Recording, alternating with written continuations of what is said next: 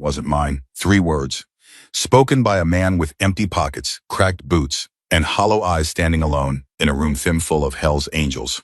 The wallet on the table held enough cash to feed him for a month. He gave it back anyway. Cole Maddox didn't move, didn't speak, just stared at a homeless man who had just done something most people with full bank accounts wouldn't do. Believe one honest decision can change a life. Subscribe to this channel and follow this story all the way to the end. The name of your city in the comments. I want to see how far this story travels. The morning Ethan Walker found the wallet, he had exactly $4.37 in the world. He knew the exact amount because he had been counting it every morning. For the past 9 days, the way a dying man counts his breaths. It's a 37 cents, a crumpled single. 3 ones that had been washed so many times they felt like a cloth. And a handful of coins he carried in his left jacket pocket because the right one had a hole in it. He knew if he lost those coins, he would have nothing. And nothing, he had learned over the past 22 months on the streets of Phoenix, was a different kind of pain than anything a person could prepare for. Lord dozed and went still. He had not eaten since the previous afternoon when a woman outside the Safeway on Indian School Road handed him half a turkey sandwich without making eye contact. He had eaten it slowly, standing behind the store near the dumpsters where no one could see him, trying to make it last. It didn't last long. Nothing did. Phoenix in January could be cold enough to cut through you, especially before the sun came up. Ethan had learned that his first winter on the streets, when he still believed he would be inside by the time real cold hit, was wrong. Now he knew how to layer thin cotton under a flannel under a Carhartt jacket he had found in a donation bin and outside a church on McDowell Avenue. He kept the collar turned up. He kept moving. Because moving was the only way to stay warm when you had nowhere to go. He was cutting through the parking lot of Manny's Roadside Diner on the north side of Phoenix when he saw the motorcycles. Not 1 or 2, not a handful. Dozens of them, lined up with the kind of precision that told him immediately these were not casual riders, were massive and polished even in the gray early light, and they filled the far end of the parking lot in long diagonal rows. Most of them. He recognized the sound of them, even when they were still something, about the weight and the chrome, and the way they sat low on their kickstands told a person everything about who they belonged to. Ethan kept his head down and walked faster. He had learned quickly on the streets that the safest thing he could do when he encountered any kind of organized group was to make himself invisible. It wasn't about fear exactly. It was about math. People in groups tended to notice homeless men the way they noticed stray dogs with either pity or irritation. And he had been on the receiving end of both enough times to prefer invisibility. He was almost past the row of bikes when his boot caught something. Down. A wallet. Black leather, thick with use, lying beside the rear tire of the last motorcycle in the row. It must have fallen from a jacket pocket or slipped off a seat. He stood there for a moment, just looking at it. His body didn't move, but his mind moved very fast. He picked it up. He told himself it was just to move it out of the way, so no one would run it over. But when he held it, he felt the weight of it, and that weight meant something. He glanced around the parking lot. Nobody was watching. The diner's windows were fogged from the warmth inside. The parking lot was empty except, for him, the motorcycles. Opened the wallet. Later, when people asked him what he felt in that moment, he would struggle to describe it accurately. The closest he ever got was this. It felt like standing at the edge of something that could either save him or end him, and the difference between the two came down to a single choice. Inside the wallet, there was cash. Real cash, not a few crumpled bills, but a thick fold of 20s and 50s held together with a rubber band. He didn't count it. He didn't need to. He could see enough to understand that what he was holding was more money than he had seen. In one place in nearly 2 years. His brain, the part of his brain that had been calculating survival for 22 months, began running numbers automatically. Food, work clothes, transportation, a week of stability. 2. Maybe enough to get back on his feet if he was careful. His hands were shaking. He didn't realize that until he turned the wallet over and found the photograph tucked behind a clear plastic window. It was a family photograph. Not a studio portrait, not the kind of posed thing people kept as formalities. The candid shot, the kind that gets printed and carried because it catches something real. Big-shouldered and leather-jacketed, was laughing at something off camera. Beside him stood a woman with dark curly hair and a smile that looked like it came easy to her. Between them, one on each side, were two kids. A boy who looked about 7 wearing a baseball cap. Couldn't have been more than 4. A girl who couldn't have been holding what appeared to be a stuffed rabbit with one ear. Ethan looked at that photograph for a long time. He thought about his own father. He thought about what his father used to say when Ethan was young. Back in the house in Flagstaff where they had a yard with a rusted swing set and a dog named Copper who chased anything that moved. When his father was not a complicated man. He was a man who worked with his hands and believed in a very short list of rules. And the one he repeated most often, the one Ethan heard so many times as a child that it had become the interior wallpaper of his conscience, was simple and absolute. You don't take what belongs to someone else, especially not when they can't see you doing it. And closed the wallet. He stood there in the cold parking lot for a moment longer, and he felt something shift inside him. Not peace, exactly. More like clarity, the kind of clarity that comes when you stop calculating and just know. He walked toward the diner. The bell above the door made a flat metallic sound when he pushed it open. Warmth hit him immediately, along with the smell of coffee and bacon grease and something sweet maple syrup. Maybe for a half second, the hunger in his stomach became physical pain through it. He breathed. He saw them the moment he stepped inside. Dinner was not large, and nearly every table and booth was occupied by men in leather cuts. Those angels. The patches were visible from the door. In white. Death head insignia. Names and chapters stitched in arcing letters. Women, too, scattered among the men, but the room had a weight and a density to it that told Ethan this was not casual company. People who had built something together, and they sat inside it like a wall. Maybe, possibly more. Every head in the room turned toward the door when Ethan entered. And went quiet, not gradually, all at once, like someone turned a switch. Ethan had experienced many kinds of silence in his life. The silence after a car accident. The silence in an empty apartment after the person you loved left. The silence of a shelter at 3 a.m. when men slept in rows and you lay awake wondering how you got there. But this silence was different. It had a texture to it, pressed against him from all sides. He kept walking. Taunt. He found the largest table, the one at the center of the room, where the men sat with the posture of people who expected others to come to them rather than the other way around.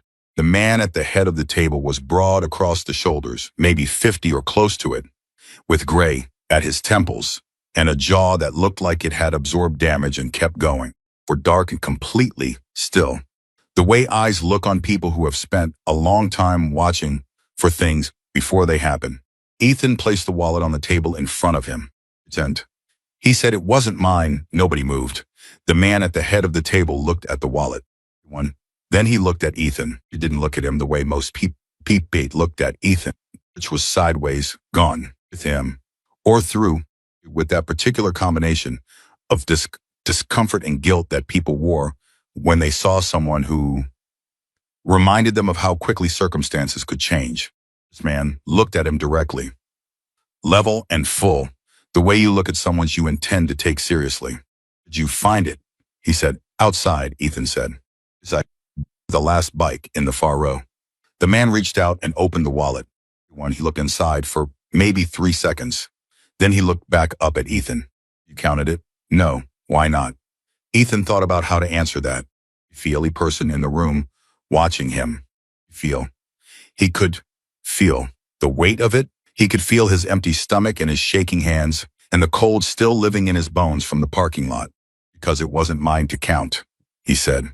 Something moved across the man's face, brief and controlled, the way a flash of emotion moves across someone who has spent years training himself not to show them. And saw it. The man said, "Sit down." Ethan sat down. The man's name was Cole Maddox. He said it without ceremony, the way a person says something that is simply a fact. president of the Phoenix chapter of the Hells Angels Motorcycle Club. And the wallet was his, half was of his wife, Diane, and his kids, Marcus and Lily, taken 3 summers ago at a 4th of July barbecue in his brother's backyard. Cole waved at the woman behind the counter without turning his head, and she came over and poured coffee into a mug she set in front of Ethan without being asked. Cole slid the menu across the table. "Order whatever you want," Cole said. "You're not in a hurry." Ethan looked at the menu. His hands were still not entirely steady. Picked the cheapest breakfast plate on the menu out of habit before Cole reached over and turned the menu back around. "You want?" Cole said again. "I mean that." Ordered eggs, bacon, toast, browns, and orange juice. This arrived. He ate slowly because he was trying not to look desperate. He mostly failed. Cole watched him without judgment. "You got a name?" Cole asked. "Ethan Walker." "What are you doing out here, Ethan Walker?" Who had been asked variations of that question by social workers and shelter volunteers and police officers and well-meaning strangers for 22 months, found himself telling the truth. Not the short version, not the edited version, not the version designed to get the minimum amount of sympathy without inviting pity. The old version. He had been a diesel mechanic in Flagstaff, trained, 8 years of experience working on commercial vehicles, in long-haul trucks, equipment. He'd been good at it. More than good. He had a reputation in his industry for being able to diagnose problems that stumped other mechanics. The kind of skill that took years to develop and couldn't be faked. He owned a truck, rented a house, had plans. Then the economy tilted, and his employer downsized, and Ethan found himself laid off at 36 with a set of skills that were industry-specific and a job market in Flagstaff that had no openings for what he knew. He moved to Phoenix, believing the larger city would have more options, and also more competition. And while he looked for work, his savings eroded, and the money he had set aside moved faster than he expected. And then one day he was behind on rent, and the next day he was very behind, and the day after. The door to his apartment had a notice on it. When he lost his truck, when he couldn't make the payments. Without the truck, he couldn't get to the job sites that were hiring. The job, he couldn't make the payments on anything else. It was not one catastrophic moment. It was a series of small ones that accumulated until the weight became something he couldn't carry anymore. Listened. He did not interrupt. He did not offer solutions or corrections or sympathy nods. He listened with the full attention. The full attention of a man who understood that what Ethan was telling him deserved to be heard completely. When Ethan finished, Cole was quiet for a moment. Then he said, "You have your certification still?" "You know I do," Ethan said. "Somewhere. They might have been in the storage unit I lost access to, but I remember the certificate numbers. You can get copies. You want to work, or you want someone to hand you something?" The question was direct. It wasn't cruel. It was the kind of question a man asks when he's deciding whether to take something seriously. "I want to work," Ethan said. "I've always wanted to work. I just need someone to look at me long enough to see that." Cole nodded slowly. He reached into the chest pocket of his leather cut and pulled out a card. He held it for a moment, looking at it, before he set it face up on the table and pushed it toward Ethan. "Your personal number is on the back," Cole said. "Not the club number. Mine." Ethan picked up the card. "Call me when you truly need help," Cole said. "I mean that too." Ethan folded the card carefully and put it in his breast pocket, the one without the hole. The rest of his breakfast. When he finished, he stood up, thanked Cole without making a production of it, and walked out of the diner. Behind him, the room stayed quiet for a moment longer than normal. It started up again. He didn't look back.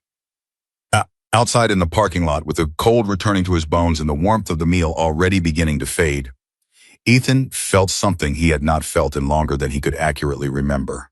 Small and fragile, and he didn't trust it entirely. It was there. Something like hope. He told himself not to lean on it. It had failed him before. But he kept Cole's card in his breast pocket all the same. And when he walked away from Manny's roadside diner that morning, he walked slightly differently than he had walked in. Not with swagger, not with relief, but with the posture of a man who had just been treated like a person and who was trying to remember what that felt like. He did not call Cole Maddox that day. He would not call him the next day either, or the day after that.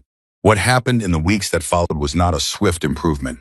It's not a movie moment where kindness is immediately rewarded with transformation. Ethan, alone, trying every resource and every contact and every door he could find. He went to the employment center on Van Buren and filled out applications. He listed his certifications and his experience and his 8 years in the field. He asked the woman at the desk, a tired woman named Patricia, who wore a lanyard with a smiley face on it, whether she knew of any diesel shops in the metro area that were taking on experienced mechanics. Patricia ran the search and printed a list and handed it to him with a thin smile that told him she had printed this list many times for many people. He took the list and went to every address on it over the following week. The address, something went wrong, not dramatically, in ways that were easy to name. It was more subtle than that. Walk in, introduce himself, ask to speak to a shop manager or owner. They would look at him, taking in his clothes and his backpack, and the particular way that 2 years on the streets had changed a person's surface, and something would shift in their expression. Be polite. Most of them, they would tell him to leave a resume or fill out an application on the website or come back on Tuesday when the hiring manager would be in. He came back on Tuesday. The hiring manager was never in. He left resumes. Nobody called. He filled out applications. The portal would acknowledge receipt and then go silent.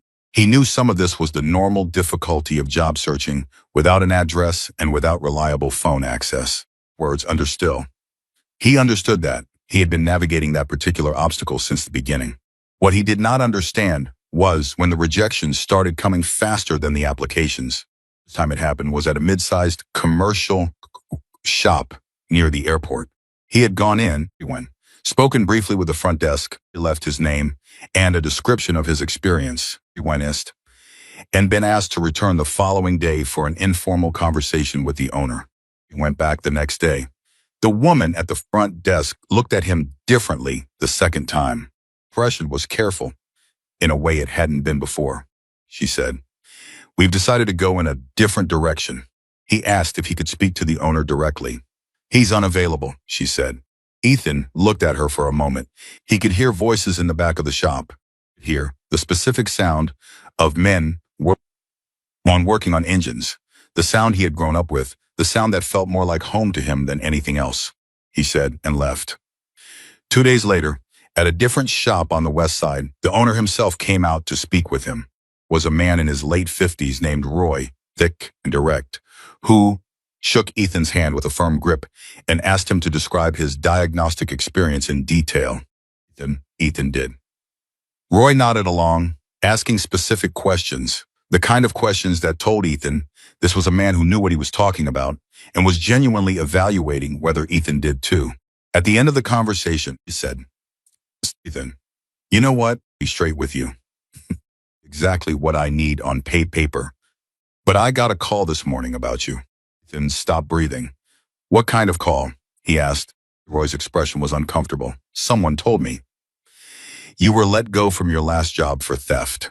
You took money from a client's vehicle while it was on the lift." The words landed in Ethan's chest like something physical. "It's not true," he said. "I figured I'd hear your side," Roy said.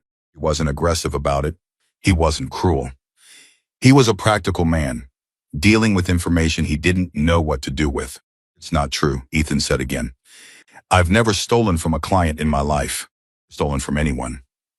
Roy looked at him for a long time. And he said, "Who would say something like that about you?" Ethan didn't have an answer, but as he walked away from Roy's shop that afternoon, he began to think very carefully about the pattern of the past few weeks. The drawn offers, the avoided callbacks, the changed expressions, and the way doors that should have opened kept closing slightly before he could reach them. Was making calls ahead of him. The realization was cold and specific, Not like fear, but like being handed a piece of information you have no immediate way to use. He needed to figure out who. He needed to figure out why. One. And he needed to do it without the resources, the phone, the computer, access, or the network that most people took for granted when they tried to solve a problem. And he sat on a bench near the library on Central Avenue and thought about it for a long time. When he stood up and started walking again, the card in his breast pocket seemed heavier than it had before. He didn't call. Not yet. He still believed he could fix this himself. He went back to the employment center. He told Patricia what Roy had told him, leaving out the emotion and sticking to the facts. Patricia listened with an expression that had seen too much to be shocked. You need to know who the caller is, she said. I know, Ethan said. It's not easy without resources. I know that too. She looked at him for a moment. Then she said quietly, the kind of quiet that meant she was going slightly outside her job description. One is actively calling your potential employers before you get there to be getting your information somehow. The applications you're leaving, the names you're giving, one has access to those. Ethan sat with that for a moment. The apps are online, he said slowly, and accessible to anyone with the right login, Patricia said, the right contact. The employment center logged all applications through a central system. It's meant to streamline the process to allow employers to cross-reference candidates, tool designed for efficiency. It was also, Ethan now understood, a way for someone to track exactly which employers he was approaching and when. He thanked Patricia and walked out into the afternoon. He bounced back. His backpack disappeared 2 days later. He left it for less than an hour at the community center while he used their computer to search for more contacts. When he came back, it was gone. Inside had been his change of clothes, his toiletry kit, and most critically, the folder he kept his documents in. Copies of his training certificates, his employment history printouts, the notes he had accumulated over months of looking. Not just gone in a way that felt intentional. At night, lying on a donated sleeping mat in the overflow section of the downtown men's shelter, Ethan stared at the water-stained ceiling and tried to construct the shape of what was happening to him. Someone knew he was looking for work. Someone was moving ahead of him. Someone had access to his documentation or had identified the places he kept it and had arranged for it to disappear. And now, with his certifications physically gone, even employers who were willing to take a chance on him would have less to work with. He thought about Roy. He thought about Patricia. He thought about Cole Maddox, the card in his breast pocket. He thought about the card in his breast pocket, which he had not washed the jacket since finding because he afraid the card would dissolve. And then at the end of that long chain of thinking, dark one, something clicked into place that was worse than anything else. And still, the story being spread about him that he had stolen money from the Hells Angels, that he had taken what he wanted from the wallet before returning the empty thing. That story was not just a rumor. Specific. It was targeted. It named a specific group and a specific act in a way that was calculated to do maximum damage with minimum traceable origin. If that story reached Cole Maddox before Ethan did anything, Cole had offered the openness, respect. The possibility of connection would be poisoned. And if Cole believed it, Ethan would not just be back where he started. He'd have nowhere left to go. The shelter lights went out at 10. Around him, men shifted and coughed and dreamed bad dreams out loud. Ethan lay still and thought about what his father used to say about being honest. He thought about how honesty was supposed to protect you. He thought about how sometimes it made you a target instead. The card in his pocket, the number on the back, one call, and he closed his eyes. In the morning, he would figure out one more thing he could try on his own. But the card wasn't going anywhere, and neither, he realized with a slow and building certainty, was whoever was trying to destroy him. He did not call Cole Maddox that morning. He told himself he would try one more thing first. It was what he had been telling himself for 11 days straight. And every morning, the list of things to try got shorter and the weight in his chest got heavier. The card stayed in his pocket and his pride stayed intact. And he kept moving because moving was the only thing left that felt like agency. He went back to the library on Central Avenue, the one that let him use the computer for 45 minutes at a stretch if he signed up on the sheet by the door before 8 in the morning. There at 7:50, he sat down at Terminal 4, which was the one in the corner that faced the wall. On it, and he opened a browser and started searching for his own name. He had not done this before. It felt strange and slightly shameful, like reading someone else's mail. Patricia's words had stayed with him, turning over in his mind throughout the night. One has access to those. Someone is moving ahead of you. Its results came back in under a second. Most of them were nothing. Name, different Ethan Walkers, in different cities doing different things. A dentist in Ohio, a college baseball player in Tennessee, a real estate agent in Oregon. He scrolled through 3 pages of results and found nothing that was obviously about him. Then he refined the search. He added Phoenix. He added mechanic. What came back stopped him cold. It was a forum post on a community message board used by local small business owners in the Phoenix metro area. It was called a Z-Biz Talk, and it had been running for years as a place for independent business owners to share advice, referrals, warnings. It's the kind of forum that showed up in Google results precisely because it had high engagement and a long history. The post was 3 weeks old. The subject line read, "Warning, job seeker with theft history targeting mechanic shops." Ethan read it twice. The post did not use his full name, but it described him accurately enough that anyone who had met him would recognize him immediately. Late 20s, I think, homeless, aiming to be a certified diesel mechanic with Flagstaff experience, working the Phoenix job market.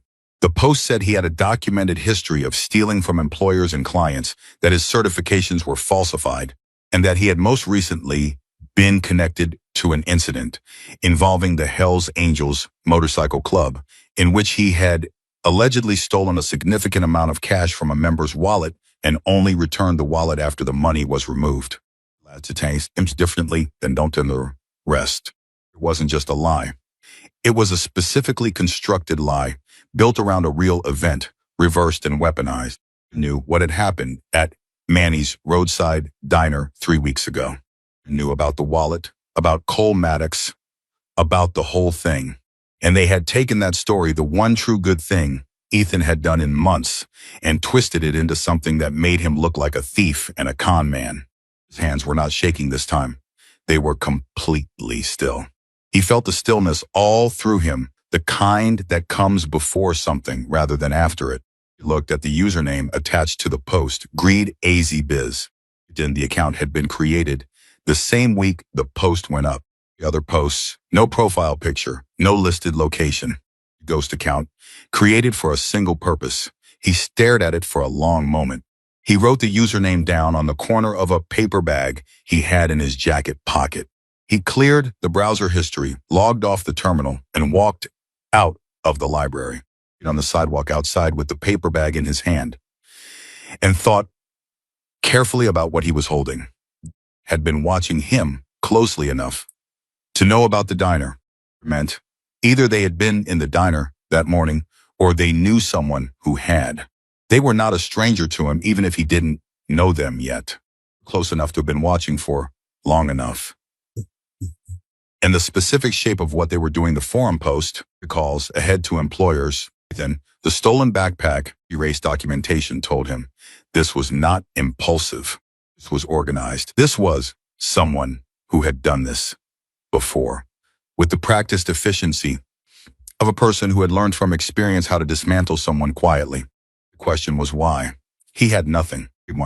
He had no money, no property, influence, no connections worth weaponizing. There's no reason for someone to go to this much effort to destroy him unless his destruction was not the point, unless he was incidental, unless the point was something else entirely.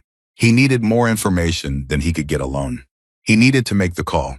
He found a payphone 2 blocks from the library, one of the last ones in Phoenix that still worked, outside a laundromat on Roosevelt Street, whose owner had kept the thing going as a matter of stubborn principle. Ethan had used it before.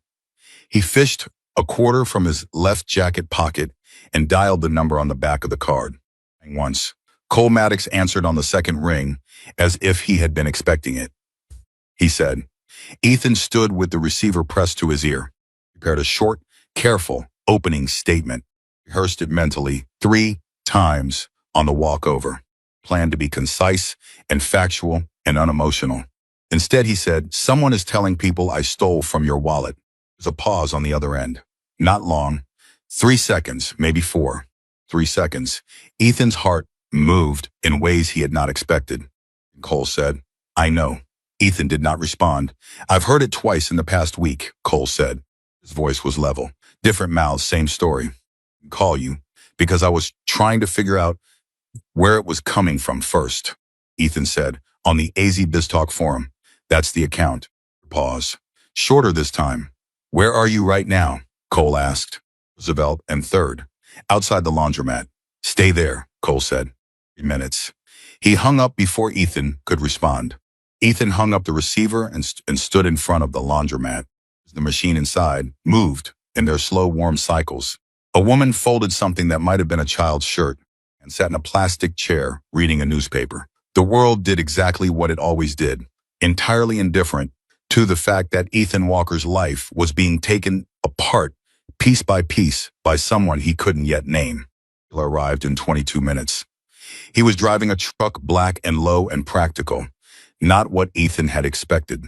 Pulled to the curb and pushed the passenger door open from the inside. He said, Ethan got in. The truck was warm. Radio was off. Cole was looking straight ahead. Cole said, all of it. Start from after you left the diner. Ethan told him, all of it this time without editing for pride. The job applications, withdrawn offers.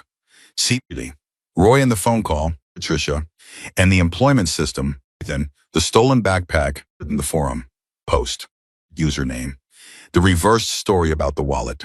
When he laid it out in sequentially, without dramatizing it, gone, because the facts were dramatic enough on their own. Cole listened the same way he had listened in the diner. Complete attention, no interruptions. When Ethan finished, Cole was quiet for a moment. Then he said, Greed, you think that's a name? I think it's half a name, Ethan said. He did. Cole made a sound low in his throat. It was not quite a laugh and not quite a curse. Read, he said. Ethan turned to look at him. Cole's jaw was tight. He's been around the edges of things for a while, Cole said. Not someone we've had direct trouble with, but his name comes up. Usually when someone is having problems they can't explain. You know him? Ethan said. I know of him, Cole said. There's difference. He's careful about that distinction. What does he want with me? Ethan asked.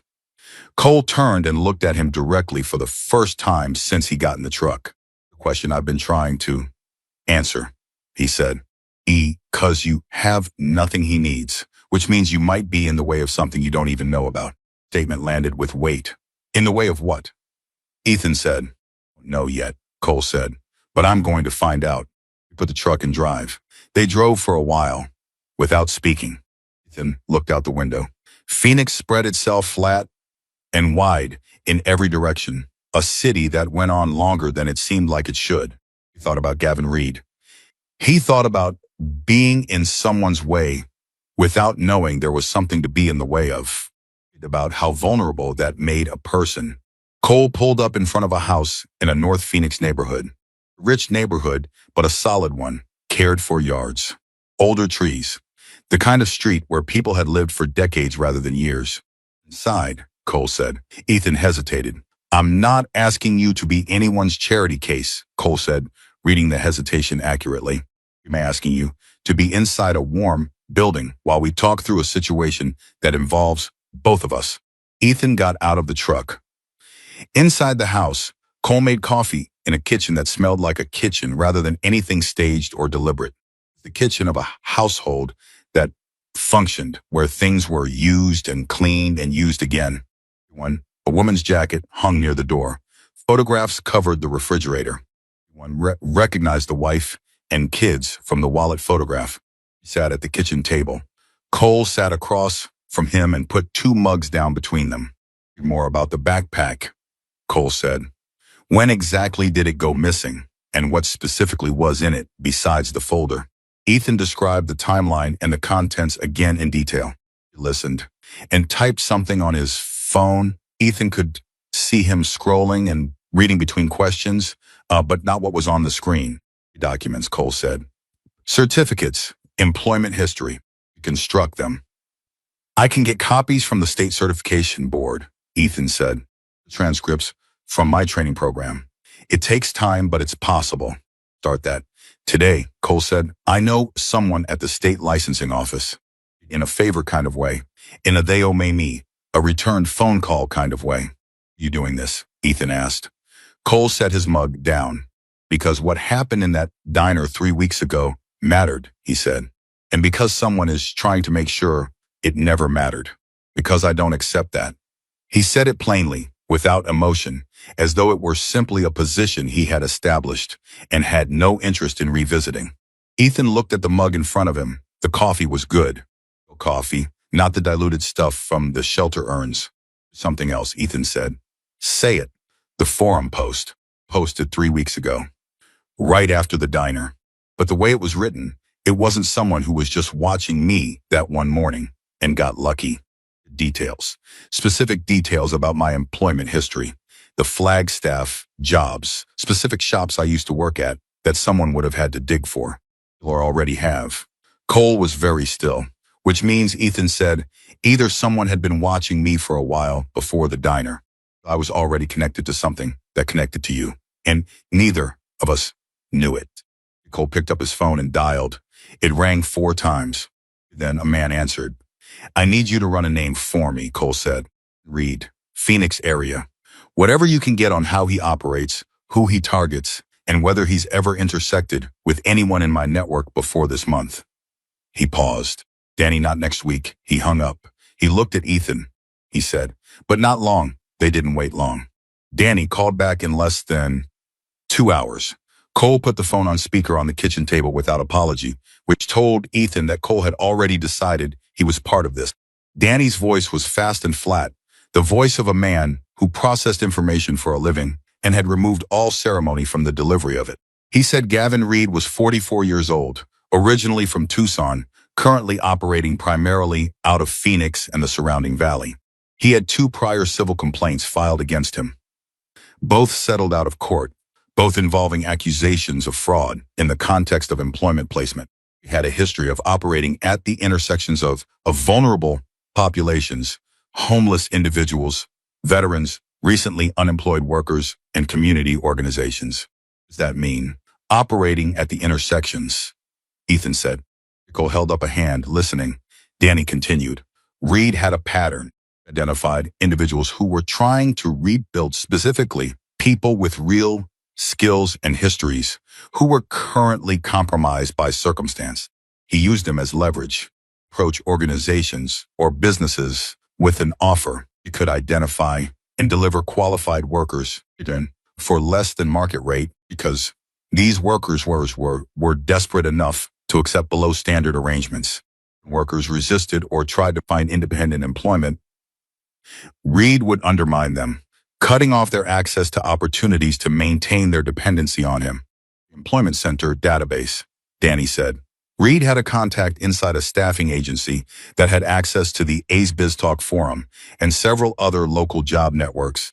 The contact was not identified yet, but the mechanism was clear. He's running a labor operation, Cole said. That's one way to put it, Danny said. And Walker here was finding his own way out. Cole said, which made him a problem. It's another way to put it, Danny said. Cole thanked him and ended the call. He sat back in his chair and looked at Ethan with an expression that was somewhere between grim and focused. You're not angry. Not Cole Maddox, Ethan was beginning to understand, did not waste energy on anger the way most people did. He converted it into something more functional. You're not his first, Cole said. Ethan said. He had already understood that from Danny's description. It was too practiced to be new. How many? Danny doesn't know yet. But a pattern like that organized, you're talking about years. Ethan sat with that. He thought about other men lying on shelter mats at night trying to figure out why the doors that should open were staying closed. He thought about the particular desperation of someone who has real skills and real history and cannot understand why none of it is working. He had assumed his own situation was the product of circumstance and bad luck. Understanding that it was engineered sat in his chest like something cold and heavy, specifically because of the diner, Ethan said. One, the story about the wallet that wasn't coincidence. One, he needed to cut off the one real connection I had made. Cole nodded. You walked into that diner and handed something back that you had every reason to keep. It tells a certain kind of person something specific about you. One, it tells them you have principles that override self-interest. A person like Reed, a person who survives by exploiting the desperate, looks at someone like that and sees a threat. Nothing, Ethan said. I was nobody. You were honest, Cole said. In his business, honest people are the most dangerous kind. The silence in the kitchen was different from the silence in the diner had been. That silence was heavy with 40 men's attention. This one was quieter and more specific. The silence of two people working through something together. Ethan said, what do we do? Cole said, first, we fix your situation. References, employment. I have contacts in the diesel industry in this city who owe me real conversations. Real conversations about a real mechanic who I am personally vouching for. Starts tomorrow. And Reed, Cole's expression did not change, is going to be a more deliberate process. What Danny described is not a conversation for two people at a kitchen table. That's going to require others. Ethan looked at him. The kind of others. Cole said, the kind that take things like this seriously. There are more of them than you might think. He stood up and carried both mugs to the sink. One. Ethan sat at the table for a moment longer. He looked at the photographs on the refrigerator. Cole's wife, smiling. His son in a baseball cap. His daughter holding the rabbit with one ear. About the moment in the parking lot when he had looked at those faces and felt his father's voice in his ear. You don't take what belongs to someone else. He had thought that decision was about honesty. He was beginning to understand. It was about something larger than that. Cole arranged for Ethan to stay in the spare room. He said it without making it a moment, without ceremony. Just a practical statement that the spare room was available and Ethan was welcome to use it while they sorted through the situation. Ethan said, I told you I don't want charity. Cole said, good, because what I'm offering isn't charity.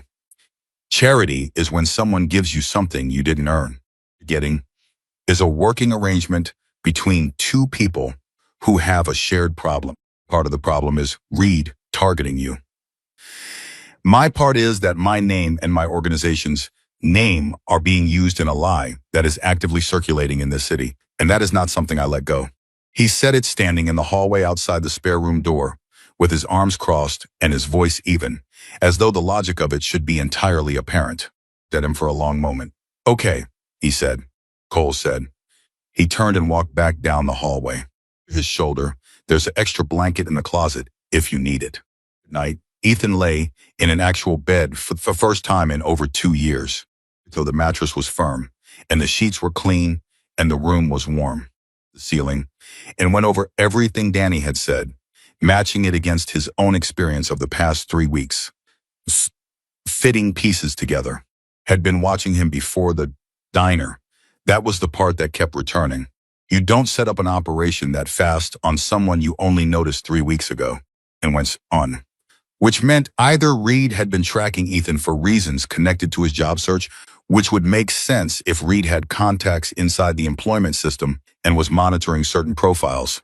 He had been tracking someone connected to Ethan, and Ethan had simply crossed paths with that connection at the wrong moment. The right one. He thought about the wallet, about Cole, about the photograph. He fell asleep, still thinking. This morning, Cole was already on the phone when Ethan came out of the spare room. He was standing in the kitchen with his back to the hallway, speaking quietly, and Ethan caught only fragments. Need you to go back through the last 2 years and flag anything that matches the pattern Danny described. No, I mean everyone. Construction workers, everyone, who came through a shelter referral and then went quiet. I know it's a lot of names, Bobby. That's why I'm asking you and not someone else. He turned when he heard Ethan and held up two fingers in a gesture that meant both give me 2 minutes and pour yourself coffee, which Ethan did. Cole finished the call and set his phone face down on the counter. Rains, Cole said. He's connected to 3 veteran support organizations and 2 homeless outreach programs in the valley. We have him look for people who match Reed's pattern. More, Ethan said. Yes, Cole said. There are more. He poured his own coffee. How many more? Ethan asked. Cole was quiet for a moment. Bobby's going to take a few days, he said. Based on what Danny described about Reed's operation, we're looking at years of this. Of people, minimum, probably more. He said it without drama, just the plain weight of it. Thought about all the men he had seen in shelters, in employment lines, in doorways. Men with histories and skills and reasons. Men who had stopped trying to explain themselves because nobody was listening. And he thought about how easy it would be if you were the kind of person Reed apparently was to take that desperation and bend it into something useful to you. He's been hiding in plain sight, Ethan said. That's the only way that kind of operation works, Cole said. Looks twice at someone who presents as helpful. He set his coffee mug down. We're going to change that, he said, with the same even certainty he had used to say everything else, and Ethan was beginning to understand that this was simply how Cole Maddox operated. He did not raise his voice to indicate that something was serious. This itself was the signal. And underneath it, Ethan was starting to feel something he hadn't felt in a very long time. Just hope. Something harder than hope. Something harder than hope. Something that felt like the first real motion toward a fight he was actually going to win. Rains called back in 3 days.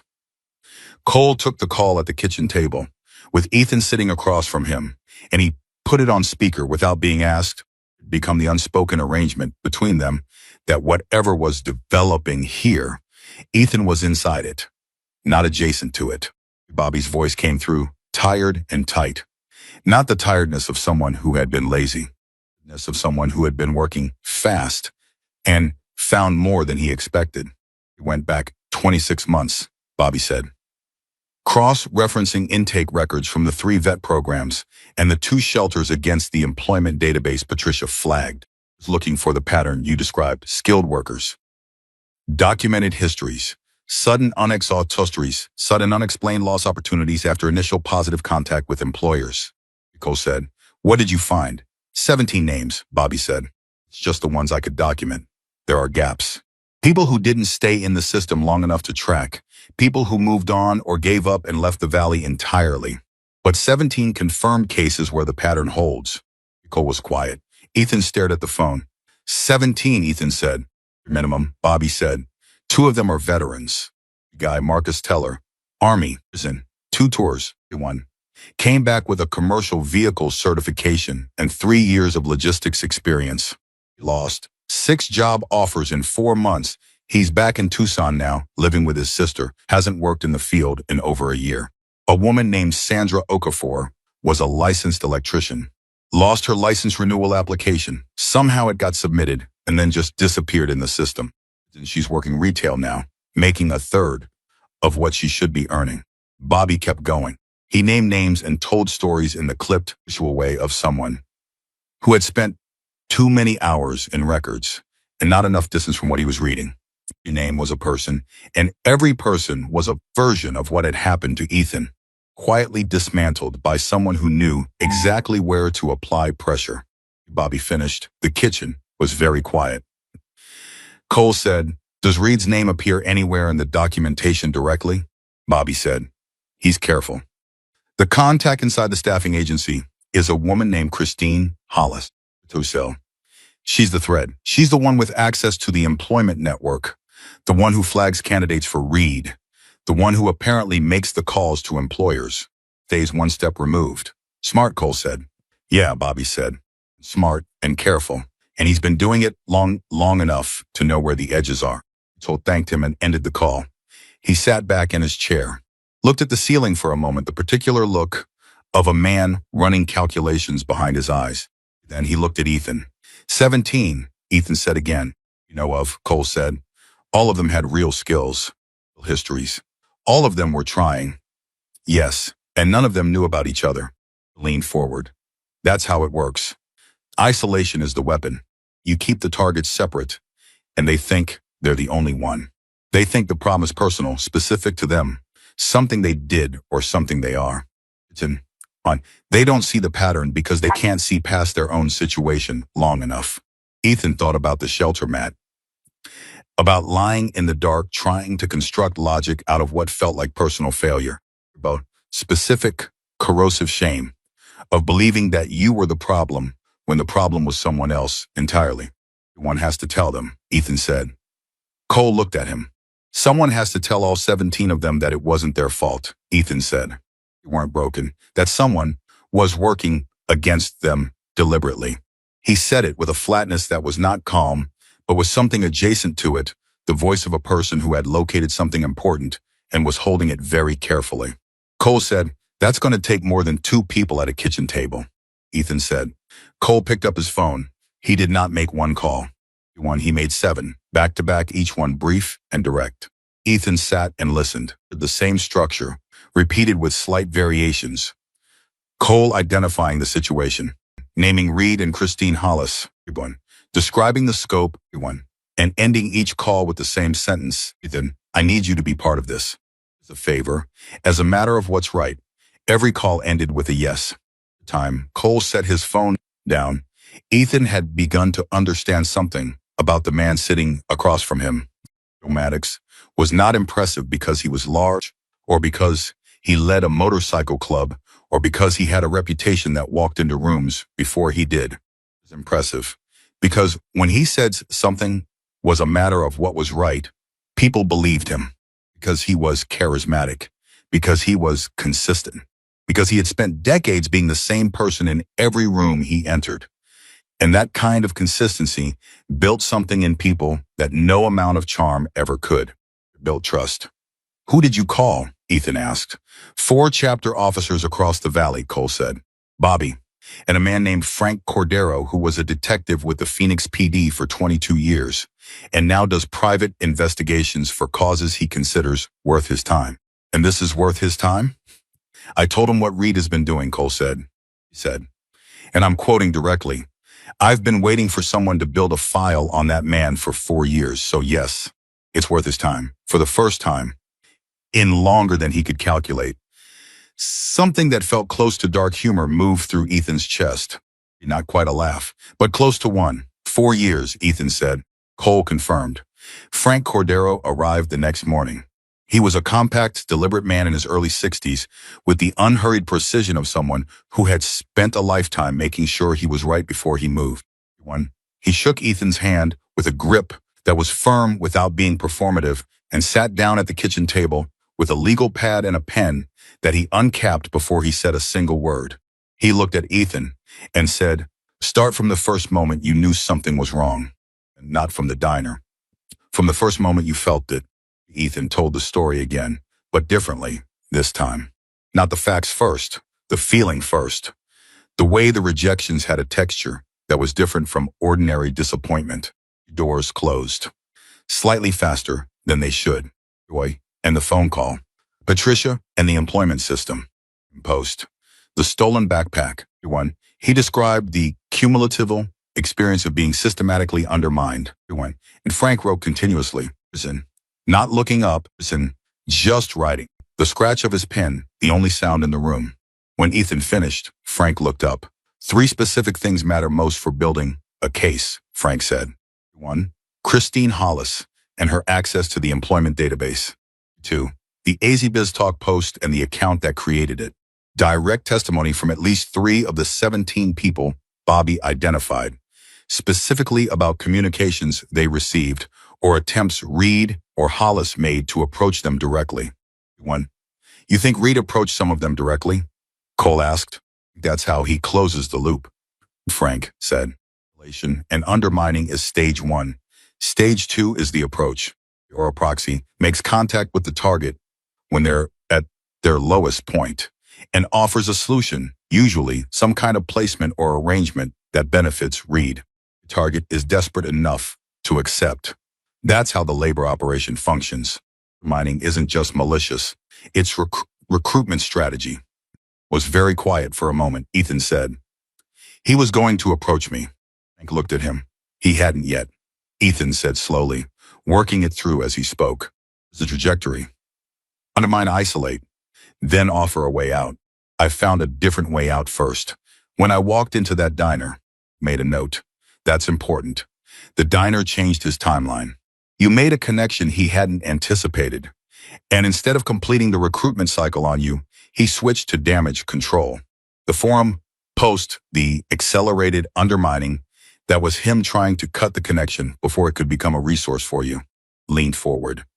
Cole leaned forward, which means he knew enough about how I operate to understand what my involvement might mean for his business. Franks said, which tells us something about his awareness of the community landscape.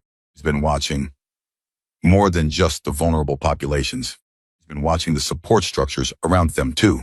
It was the piece that made the whole picture sharper and worse. It wasn't just predatory. He was strategic in a way that implied real knowledge of the systems he was exploiting.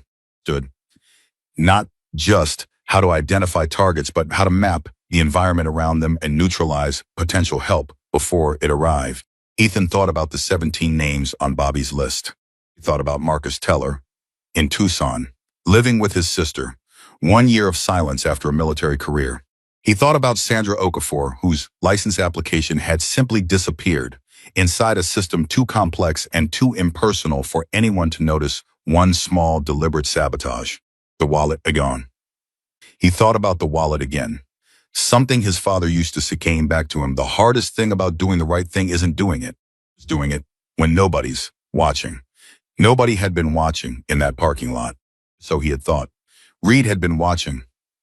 And Cole had been watching. A moment from entirely different directions. Do first. Ethan asked Frank. Frank set his pen down. First, we need to reach the 17 people on Bobby's list. And directly no intermediaries that could tip Reed off. We need voluntary statements from the ones willing to give them. We need to understand which of them had direct contact with Reed or Hollis beyond the passive sabotage. We need to do this fast. Because the moment Reed realizes we're building something, he'll move to protect himself. So, reach them without tipping him off. Cole asked. There's no contact, Frank said. Face to face, not digital. Bobby goes through his veteran channels. Someone else goes through the shelter referral networks. Emails, no forum posts, no database queries that Hollis might have eyes on. Nodded once. He looked at Ethan. Are you ready to be part of that? He asked. Not as a challenge, as a real question. Ethan thought about it for exactly the time it deserved, which was not long. He said. What followed were the most intense 10 days of Ethan Walker's life, which was a significant statement given that the previous 2 years had been no casual thing. Cole mobilized his chapter officers across the valley, and those officers mobilized their networks, and the network spread outward in careful, precise channels that had nothing to do with digital communication and everything to do with the old-fashioned reliability of people who trusted each other enough to show up in person. And when still, Bobby Raines reached out through the veteran programs and found Marcus Teller willing to drive back from Tucson the moment Bobby explained what they were building. So arrived on the third day, still carrying the specific posture of a soldier, the way the military trained the body to hold itself even when everything else had changed. He shook Ethan's hand at Cole's kitchen table and looked at him with eyes that recognized something. He told me, I was the problem, Marcus said. 4 months. His offers. Every single one fell apart right before it closed. A year trying to figure out what I was doing wrong. Doing anything wrong. Ethan said. Marcus held his gaze for a long moment.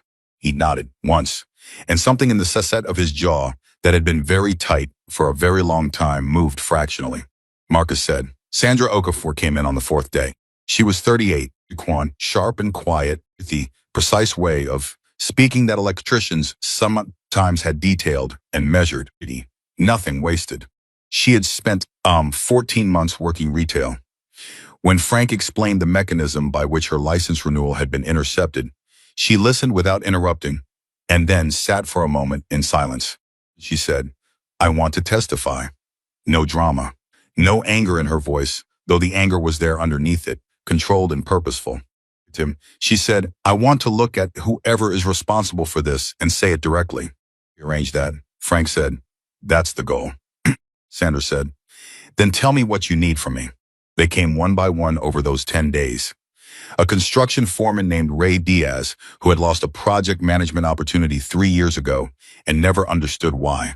A young mother named Angela Voss, who had a certified pharmacy technician and had her certification mysterious lapse through a paperwork failure she had never been able to explain. A retired postal worker named Jean Hutchins, who was 61, and had tried to transition into fleet vehicle maintenance and been systematically blocked for 8 months before he gave up.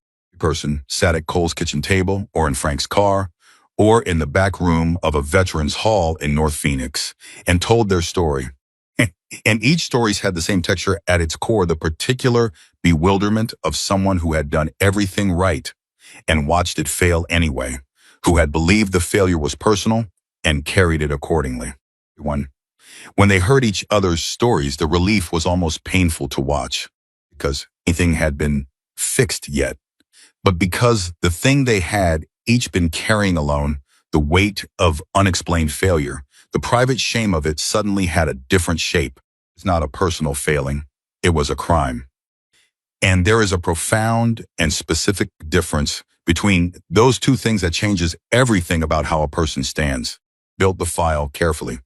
One, he had contacts inside the Phoenix PD, old partners who trusted his judgment, and he shared the developing picture with two of them informally, not as an official complaint yet, but as a conversation. The kind detectives have with people they respect when something is taking shape. A woman named Lieutenant Torres listened to what Frank described and said nothing for a long moment. She said, I want everything you have, on paper, organized, sourced. If what you're describing is accurate, this isn't just civil fraud. There are elements here that cross into criminal exploitation. He said, that's why I'm talking to you. On the 8th day, something shifted. Ethan was at the Veterans Hall with Bobby and Marcus when his phone, a prepaid one Cole had bought him on the 2nd day, rang with an unknown number, and he almost didn't answer. But something made him pick up. The voice on the other end was male, smooth, professionally modulated. The voice of a person who had spent years calibrating the precise register of trustworthiness. Ethan Walker, the voice said. Who is this? Ethan said. He looked at him. Ethan held up a hand. My name is Gavin Reed, the voice said. I think it's time we had a conversation. The silence that followed lasted perhaps 4 seconds. Inside those 4 seconds, Ethan felt something move through him that was complicated and cold and absolutely clarifying. It was the voice behind 17 ruined opportunities. This was the voice that had reversed the story of the wallet and spread it through the city. This was the voice that had decided Ethan Walker was a problem to be managed. Now it was calling him directly. How did you get this number? Ethan said. His voice came out level. He was surprised by that. Sources, Reed said. The smoothness in his voice was practiced, but not quite perfect up close.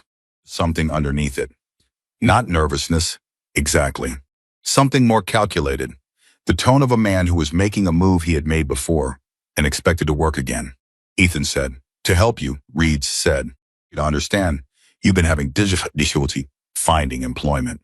Specialize in connecting skilled workers with opportunities that match their experience. You're exactly the kind of candidate my network looks for. Ethan's grip on the phone tightened. Bobby was watching him intently.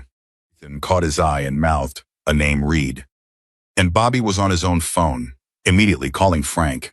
You've been spreading lies about me, Ethan said into the phone. He kept his voice even, not accusing, stating. Reed didn't miss a beat. Don't know where you heard that, Ethan, I assure you. But, then, I'm not in the business of spreading anything. I'm in the business of solutions.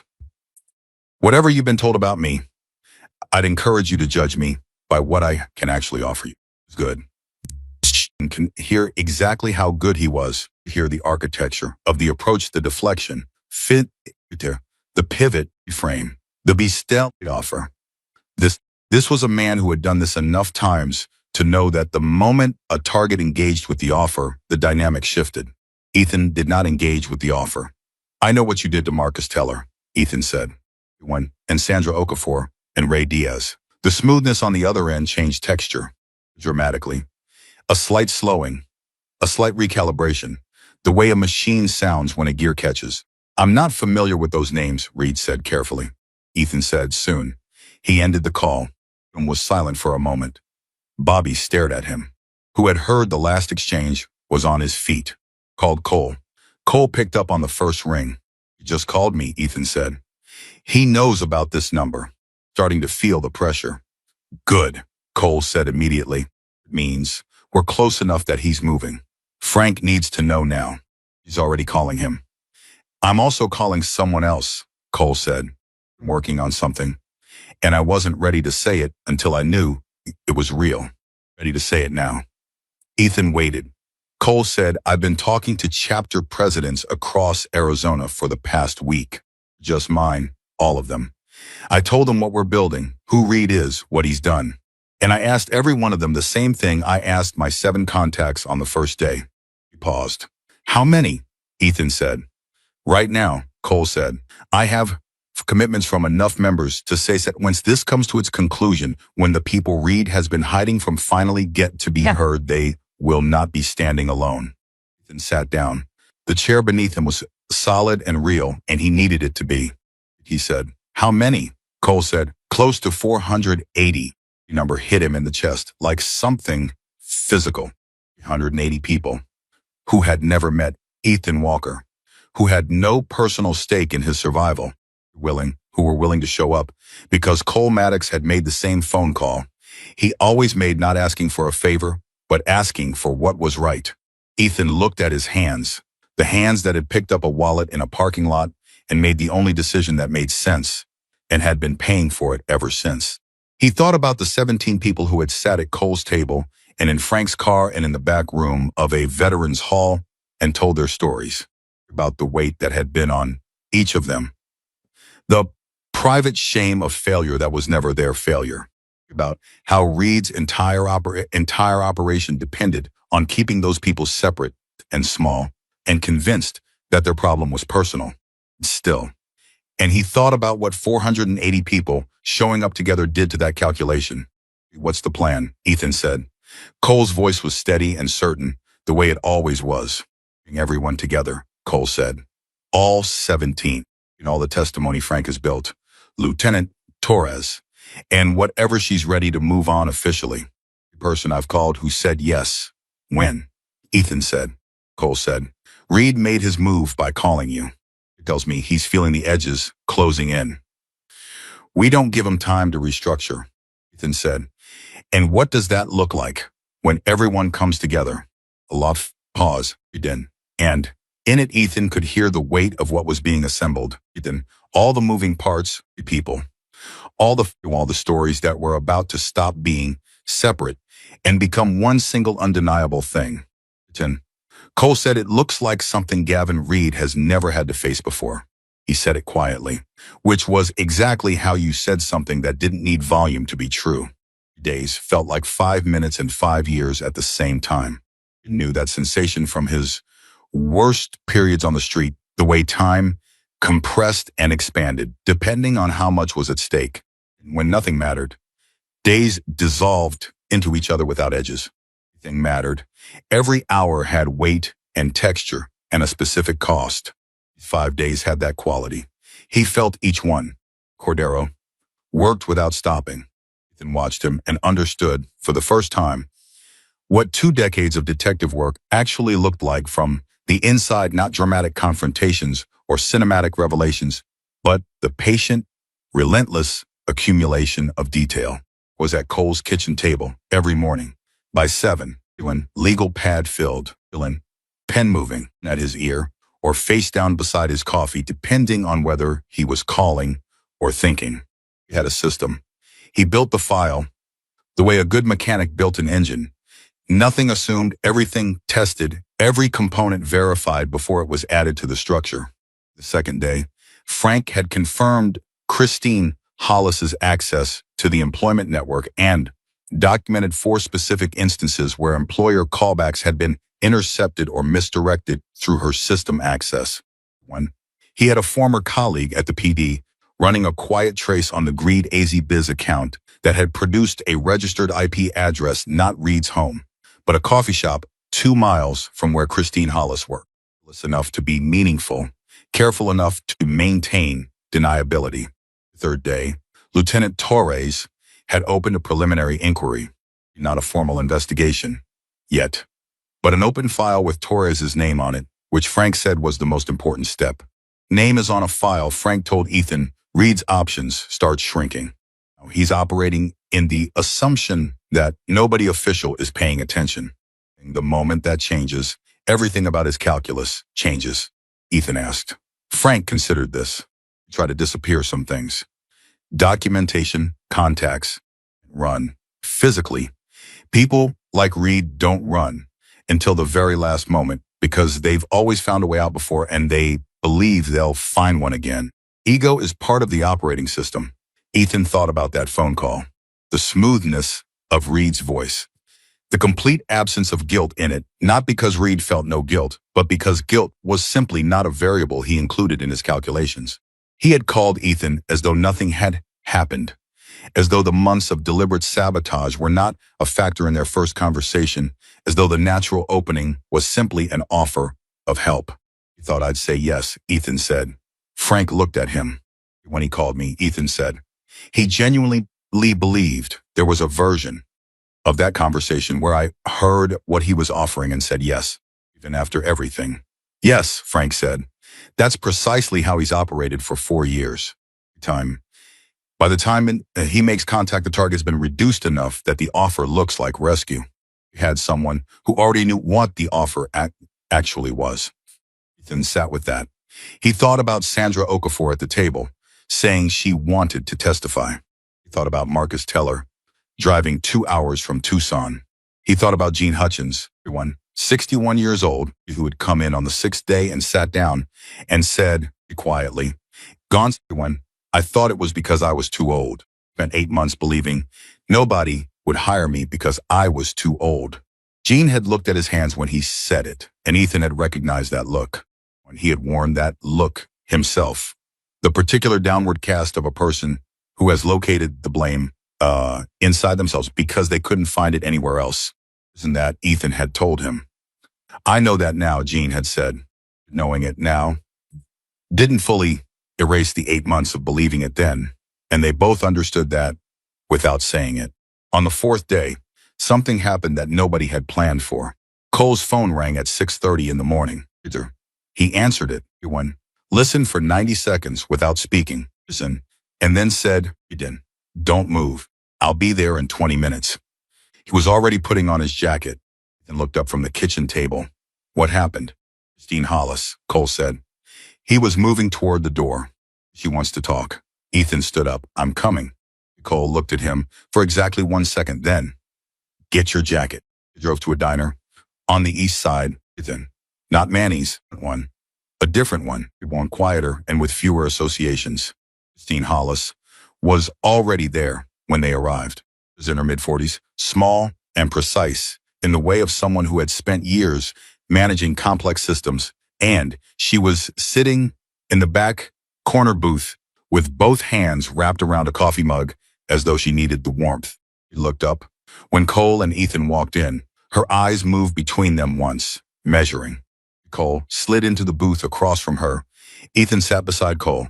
For a moment, nobody said anything. Then Christine said, "He called me yesterday." "He called you?" She was looking at Ethan. "He told me to purge certain records from the staffing database. Employment history, employer contact logs. Things that would close loops." Cole said, "No," she said. Her voice was steady, but her hands were not. Making copies instead. For 6 months, the air in the booth changed.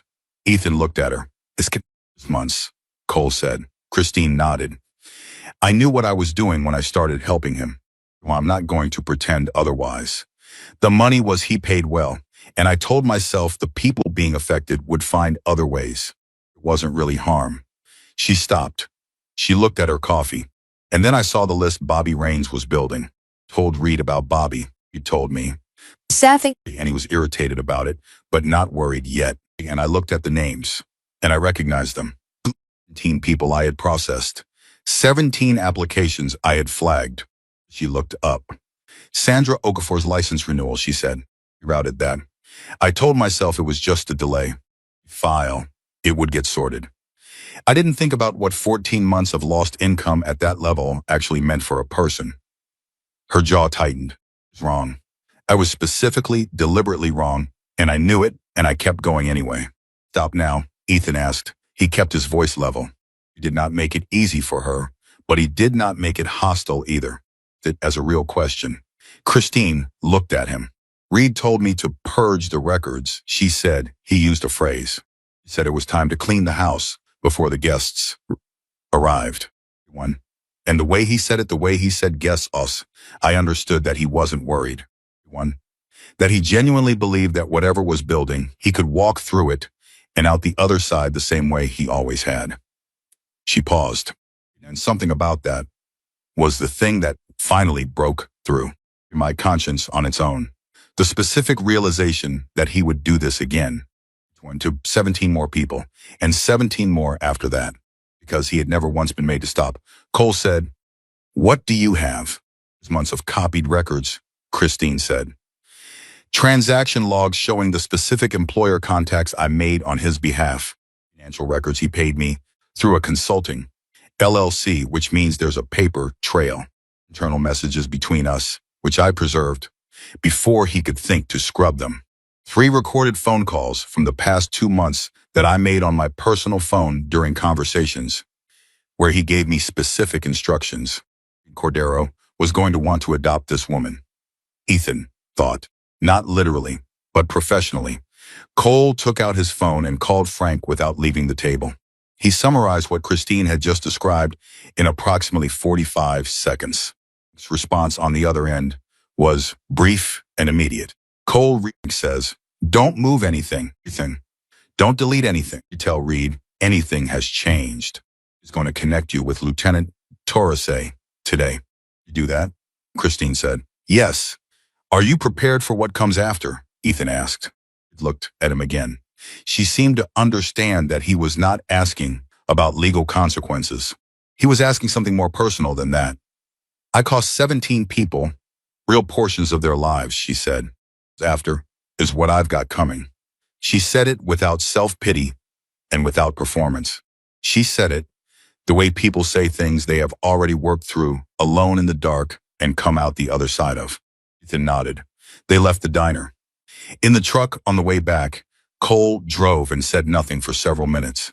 And he said, "That changes the shape of tomorrow significantly," Ethan said.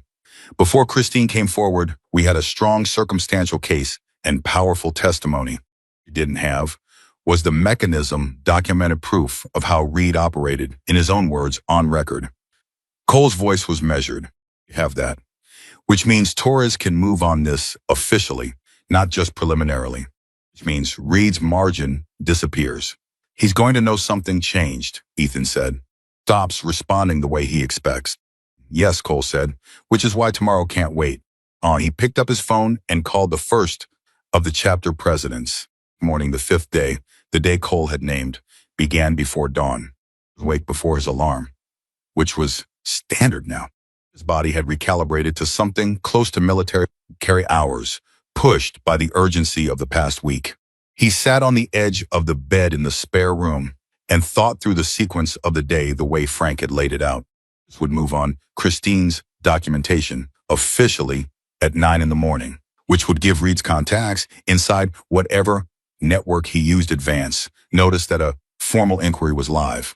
Simultaneously, Frank would deliver the complete file testimony records. Financial documentation, recorded calls to Torres's office directly. The goal was to close the information gap before Reed could react. At the same time, Bobby Raines would be contacting each of the 17 people personally calls he had already prepared for, with each person knowing they might receive it that morning and understanding what it meant. Ethan and the Hells Angels. Cole had not overstated the number. Ethan had spent the past 2 days watching Cole's phone become a constant stream of confirmations. Chapter officers calling in, names added to a shared list that Frank and Bobby were cross-referencing against the outreach plan. Count had settled at 483 members across 7 Arizona chapters who had committed to showing up in support of the victims, to be present when the testimony was delivered, to stand as visible, unmistakable proof that the people Reed had kept isolated and small were not isolated anymore and had not been small to begin with. 483 men and women who had no personal stake in Ethan Walker's survival, except the one Cole had given them, that it was a matter of what was right. When Ethan went to the kitchen, Cole was already there. Coffee was already made. They sat across from each other and drank it and didn't fill the silence with anything it didn't need. For a while, Ethan said, "I want to be the one who tells them." One looked at him. "The 17, Ethan," said. "When everyone comes together, I want to be the one who stands up first. Frank, before Torres, before anyone an official. The first voice they hear to be mine." Cole held his gaze. "Because I was one of them," Ethan said, "and nobody stood up first for me. I had to find my own way to that diner. Most of them never found their way at all. If someone had told me early on, not a lawyer, Ethan, not a detective, someone who had been through the same thing, that it wasn't my fault, that I wasn't broken, that someone was working against me deliberately," he stopped, "change something. Even if nothing else was fixed yet, change something." Cole was quiet. Then he said, "Yes," just the one word. They arrived at the community center on the north side at 8:30 and had arranged the space through a contact 3 days earlier, saying only that it was needed for a community meeting of significant size. Staff had looked at the name on the rental agreement and not asked further questions. Was already there with his file. It arrived at 8:45 in plain clothes, which she had chosen deliberately. She was there as a person first, and as a lieutenant second. He wanted the room to understand that distinction from the beginning. Bobby brought the veterans Marcus Teller and 4 others from the program who had agreed to come. Okafor drove herself and arrived precisely on time with the expression of someone who had been ready for this for longer than the past 10 days. Hutchins came with his wife, a small woman named Pauline who held his hand and sat beside him without speaking, and whose presence said everything about what 8 months of unexplained failure had cost a household. Voss brought her daughter, who was 7, and had no idea what the room was for, and sat in a chair with a book while the adults around her prepared to do something she would understand better when she was older. Diaz came last, 3 minutes before 9. Everyone, walking fast with his jacket half buttoned, and took the first open seat he saw and looked around the room with the expression of a man who had driven 40 minutes not entirely sure what he was driving toward. Between 8:58 and 9:04, the sound started. Ethan was standing near the front of the room when he heard it. A low rumble that built gradually, the specific acoustics of many engines in proximity. Aggressive, not theatrical, just present. The way a river sounds when it's moving with full force and full purpose. Through the walls of the community center, sound grew and then settled into a collective idle when cut to silence. In the silence, after that many engines went quiet, simultaneously was its own kind of statement. Diaz was on his feet. He was looking at the window. "What is that?" He said that. Bobby said quietly.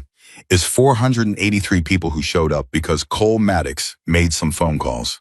Ray stared at him. Jean Hutchins' wife, Pauline, made a sound that was almost not a sound at all, a small, exhaled breath, like something she had been holding for a long time.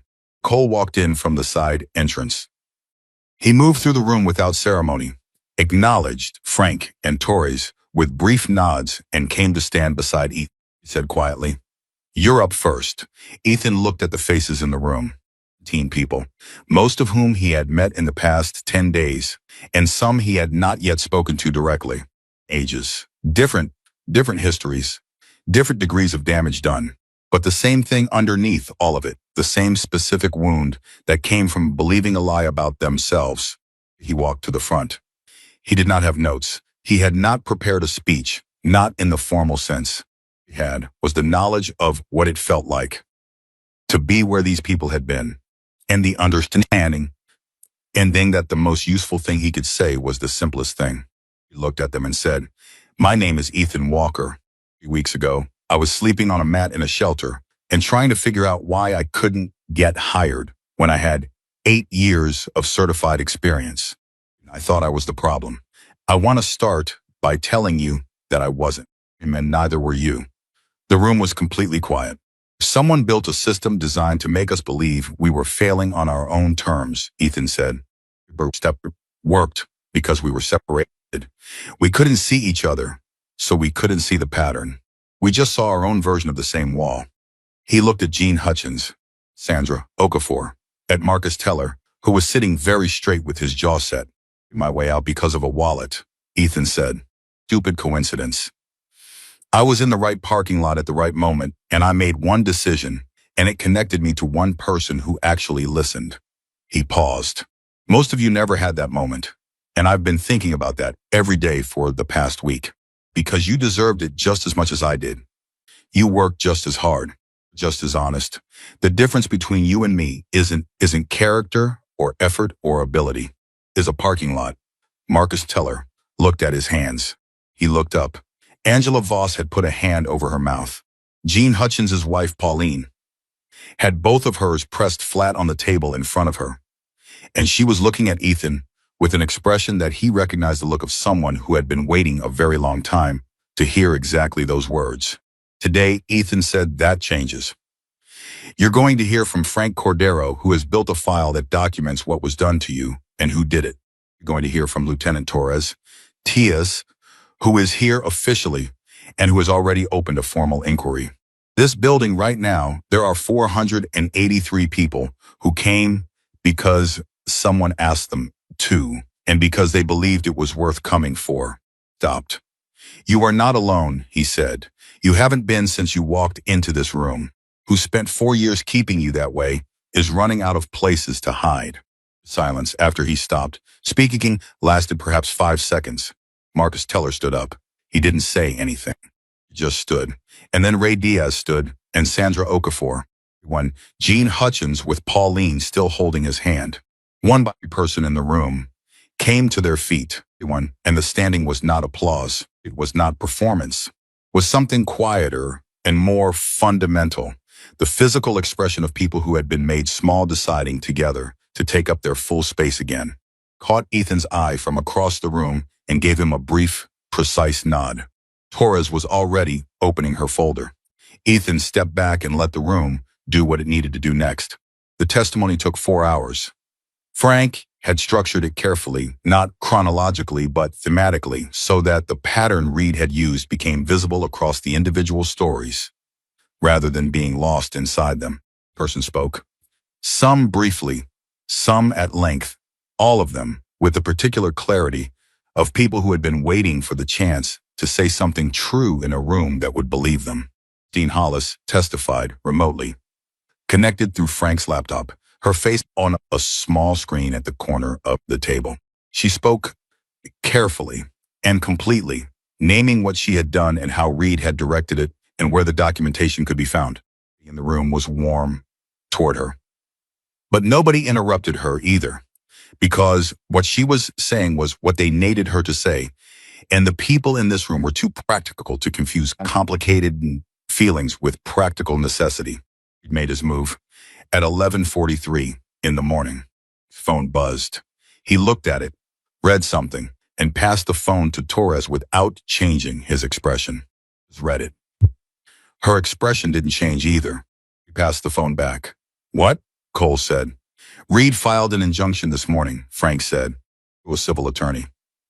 "He's attempting to preemptively challenge the credibility of the testimony on the grounds that the witnesses were organized and coached by a third party, meaning Cole, with financial interest in the outcome.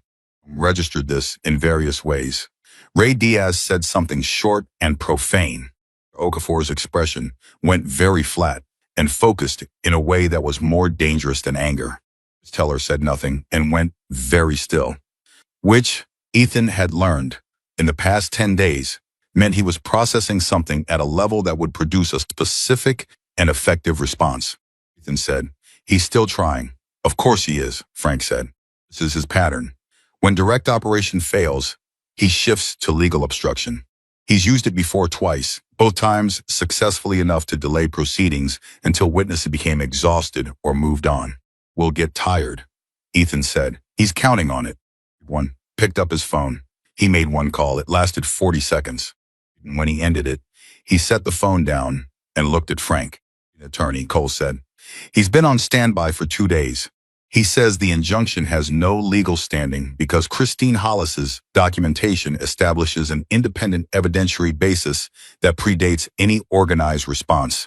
Financial interest claim is frivolous because I have no financial relationship with any of the complainants." He said it the way he said everything, even, certain, final. "To respond to the injunction?" Torres asked. Before end of business today, Cole's attorney had apparently said. Seconds was enough for that. Torres nodded. She picked up her phone and made her own call, and what she said into it shifted the morning from preliminary inquiry to active investigation status in approximately 90 seconds. Its injunction, it turned out, had one significant flaw beyond its lack of legal merit, naming the parties he was challenging, which meant creating an official legal record of his awareness of the testimony and his attempt to prevent it from being heard. Pointed this out to Torres with the quiet satisfaction of a man who had anticipated exactly this move. 1. He just documented his own knowledge of the investigation, Frank said. 1. While attempting to obstruct it. Torres said, "I know." He almost smiled. At 2 in the afternoon, Torres received a call that she took in the hallway. She was gone for 6 minutes. When she came back, her expression was composed, but there was something different in the set of it. She said, "Christine Hollis's records have been authenticated by our digital forensics team. Financial documentation has been cross-referenced with Reed's LLC filings. The recorded calls have been analyzed and verified." She paused. "We have enough to move formally." Today, the room received that in silence. Gene Hutchins said, very quietly, "It's real." Question. Something he was saying to himself, testing whether it would hold. Eileen covered his hand with hers. "It's real," Ethan said. It was. The thing they had built over 10 days, the testimony, the documentation. 1. Frank had assembled piece by piece, with the patience of someone who understood that the only way to defeat a careful operation was with something more careful, was real and present and official and moving. Its margin had not just shrunk, it had collapsed. The engine stayed quiet. 483 people stayed. Ethan stood near the back of the room and watched Frank and Torres work through the final sequence of the file. Watched Marcus Teller answer follow-up questions with the precision of a soldier giving a report. 1. Watched Sandra Okafor correct a detail in the documentation with the ease of someone who had been living with these facts long enough to know them perfectly. He thought about the parking lot, the cold morning, the wallet beside the tire of the last bike in the row, about how close he had come to walking past it, picking it up and keeping it. How easy that would have been, completely understandable. How nobody who knew his situation would have judged him for it. He thought about his father's voice, which was the reason any of this existed. Cole came to stand beside him. "You doing?" Cole asked. "I don't know yet," Ethan said. "I think I won't know for a while." Cole nodded. That was an acceptable answer. "There's one more thing," Cole said. He said it in a tone that made Ethan turn and look at him. Cole said, "Danny ran a deeper trace on Reed's operation this morning. Before this started, he found something that changes the picture in a way we haven't discussed yet." Ethan waited. "Reed wasn't operating alone," Cole said. "Christine was one layer. There's another layer above her. Someone who was providing Reed with the initial target lists, the intake databases, the veteran program records, the shelter referrals. Someone with institutional access that Christine didn't have." Ethan felt something go cold in his chest. "Who?" he said. "We don't have a name yet. Danny is still tracing.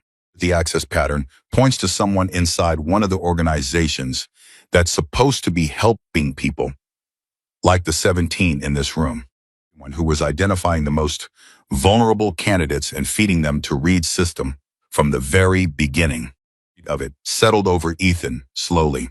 Someone inside a help organization. Someone whose job was to connect struggling people with resources, using that position to identify targets for a man who turned their desperation into leverage. It's the root, Ethan said. Yes, Cole said. And if we don't find it, we've stopped Reed, Cole said. But not the system that was feeding him. Which means the next person who does what Reed did will have the same infrastructure available. Ethan looked at the room. At 17 people who had come to today because someone had finally told them the truth. Was working through a file that had taken 10 days to build. He thought about all the people who hadn't made it into this room, the ones who had left the valley, gone quiet, disappeared into different cities, different lives, with the weight of unexplained failure still on them. You find it, Ethan said. It was not a question. Cole said, yes, you do. And in the way he said it, the same evenness, the same certainty, the same absence of doubt that Ethan had been watching for 10 days, Ethan understood that this was not over. Not yet. What had happened today was real and significant and would have consequences that were already moving. Full truth was still one layer deeper, and they were going to dig until they found it. Danny called at 6:17 the following morning. Ethan heard Cole's voice change in the next room, not louder, alarmed. Then, but tighter, one. The specific compression of a man receiving information that confirmed something he feared was true. One. Ethan was already sitting up when Cole appeared in the doorway of the spare room. Fully dressed, phone still in his hand, Cole said. Danny found the source. Ethan was on his feet before Cole finished the sentence.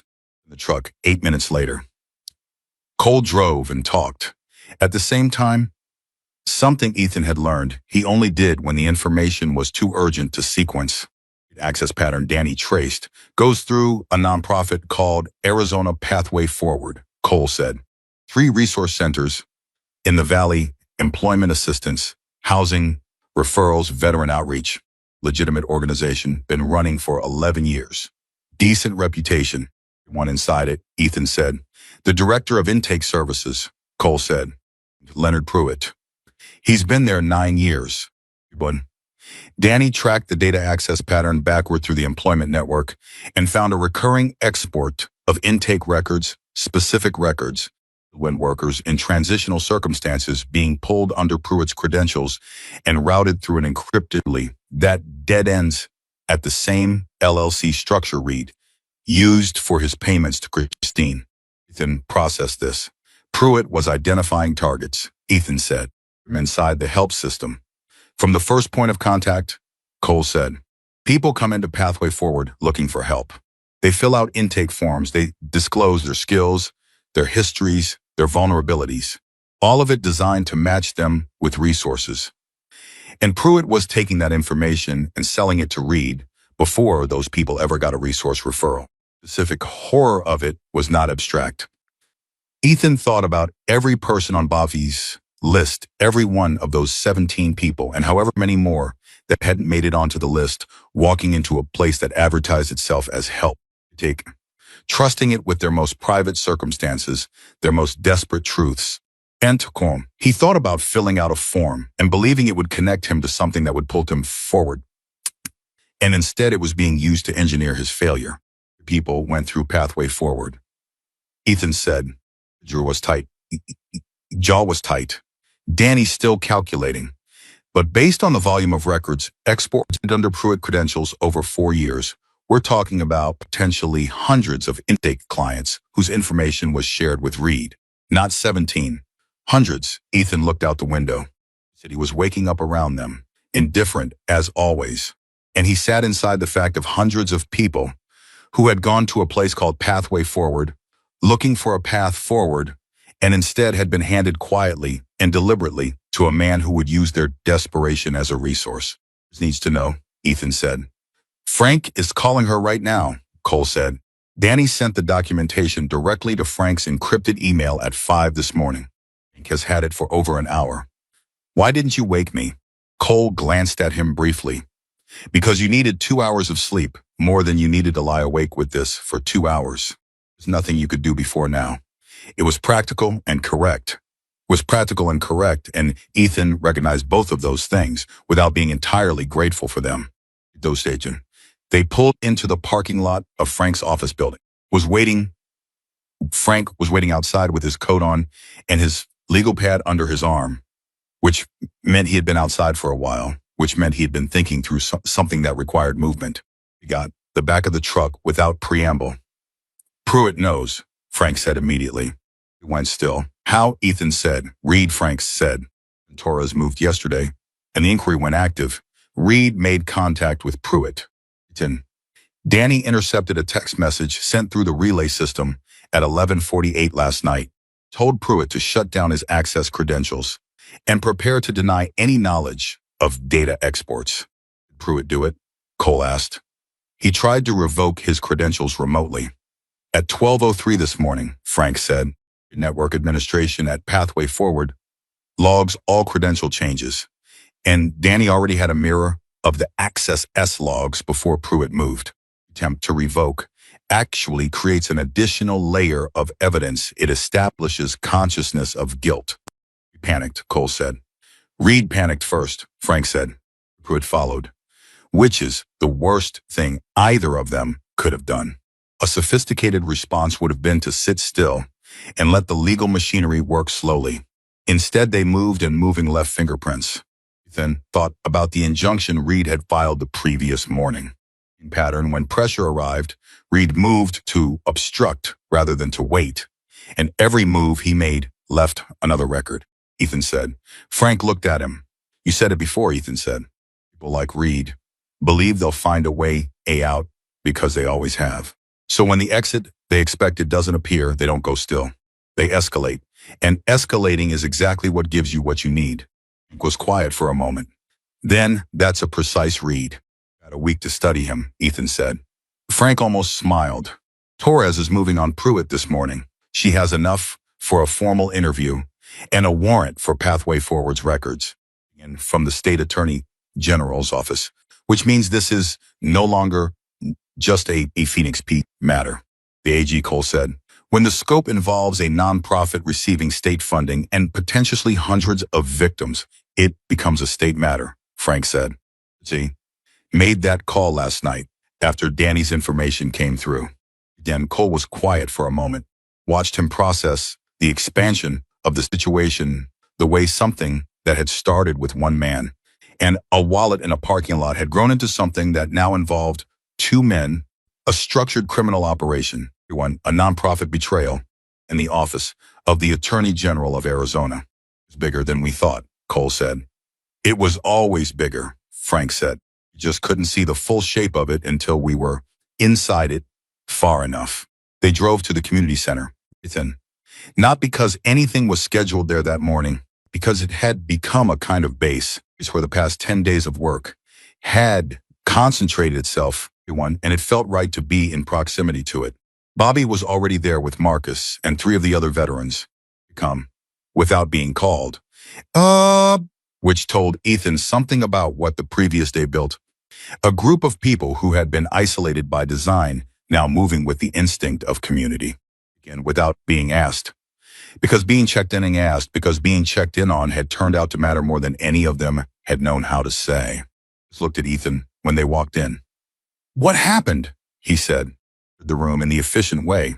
He read the room in the efficient way of someone trained to read environments quickly. Cole told them. All of it, Pruitt, the way forward, pathway for hundreds of potential victims. The Attorney General. He said it plainly, without drama, because the facts were dramatic enough on their own. Received it the way the room had received everything over the past 10 days. With shock. With the specific quality of people encountering something that is terrible but not surprising, because they had already understood the depth of what was being done to them, and the revelation of an additional layers was painful but not incomprehensible. Said, pathway forward. Yes, Cole said. I went there, Marcus said. Quiet, very still. 14 months ago, One of the veteran program referrals filled out an intake form.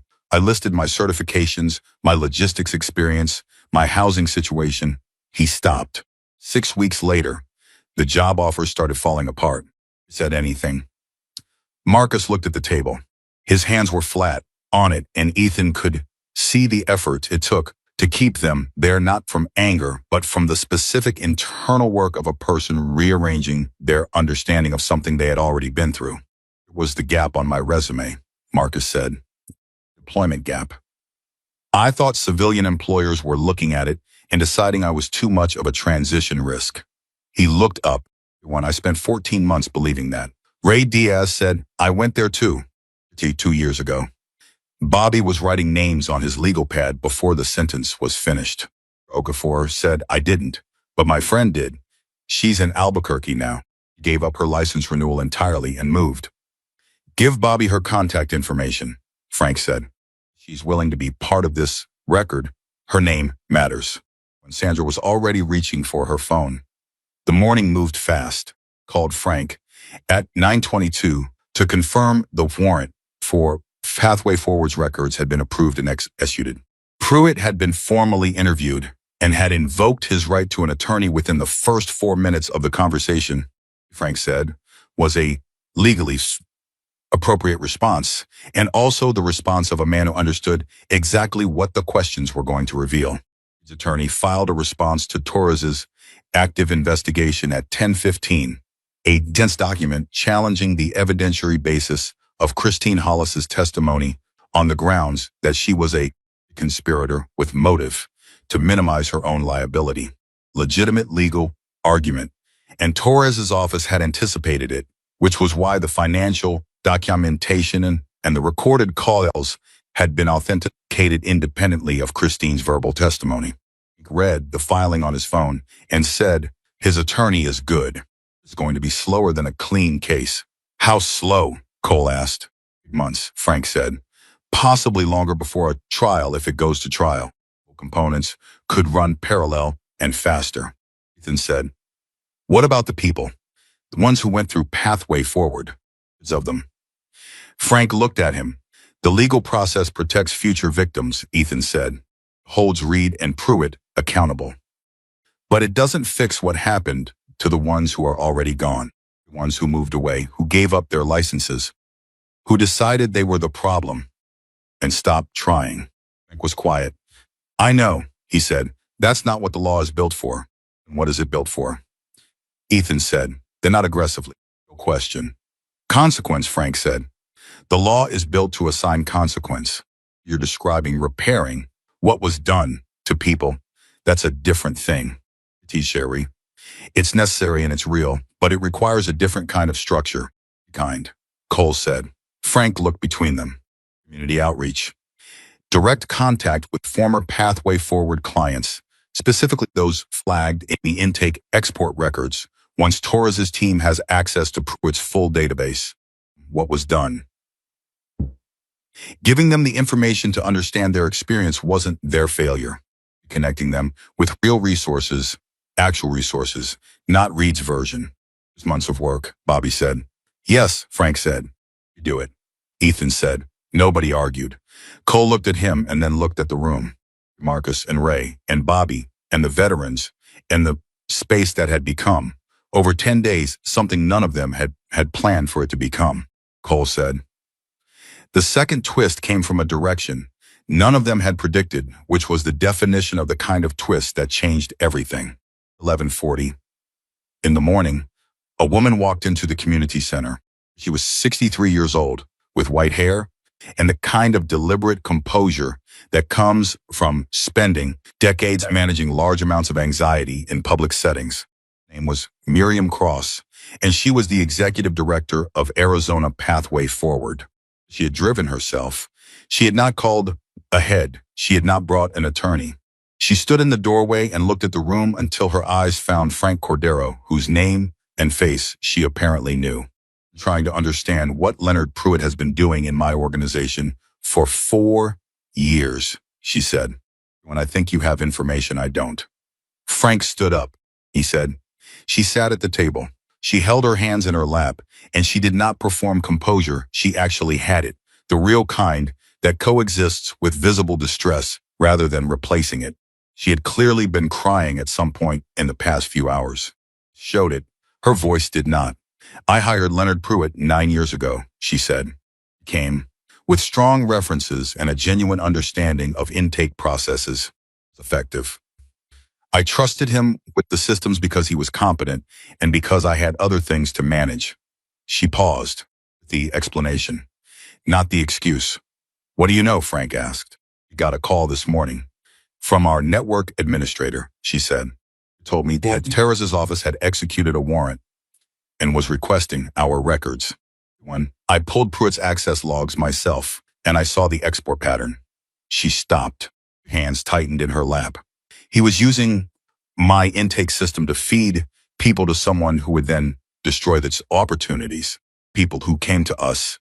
She said it with the specific weight, who had built something over years, with the genuine intention of helping, and was sitting with the knowledge that what they built had been used as a hunting ground. Many of our clients, she said, Frank said. We don't have a final count yet.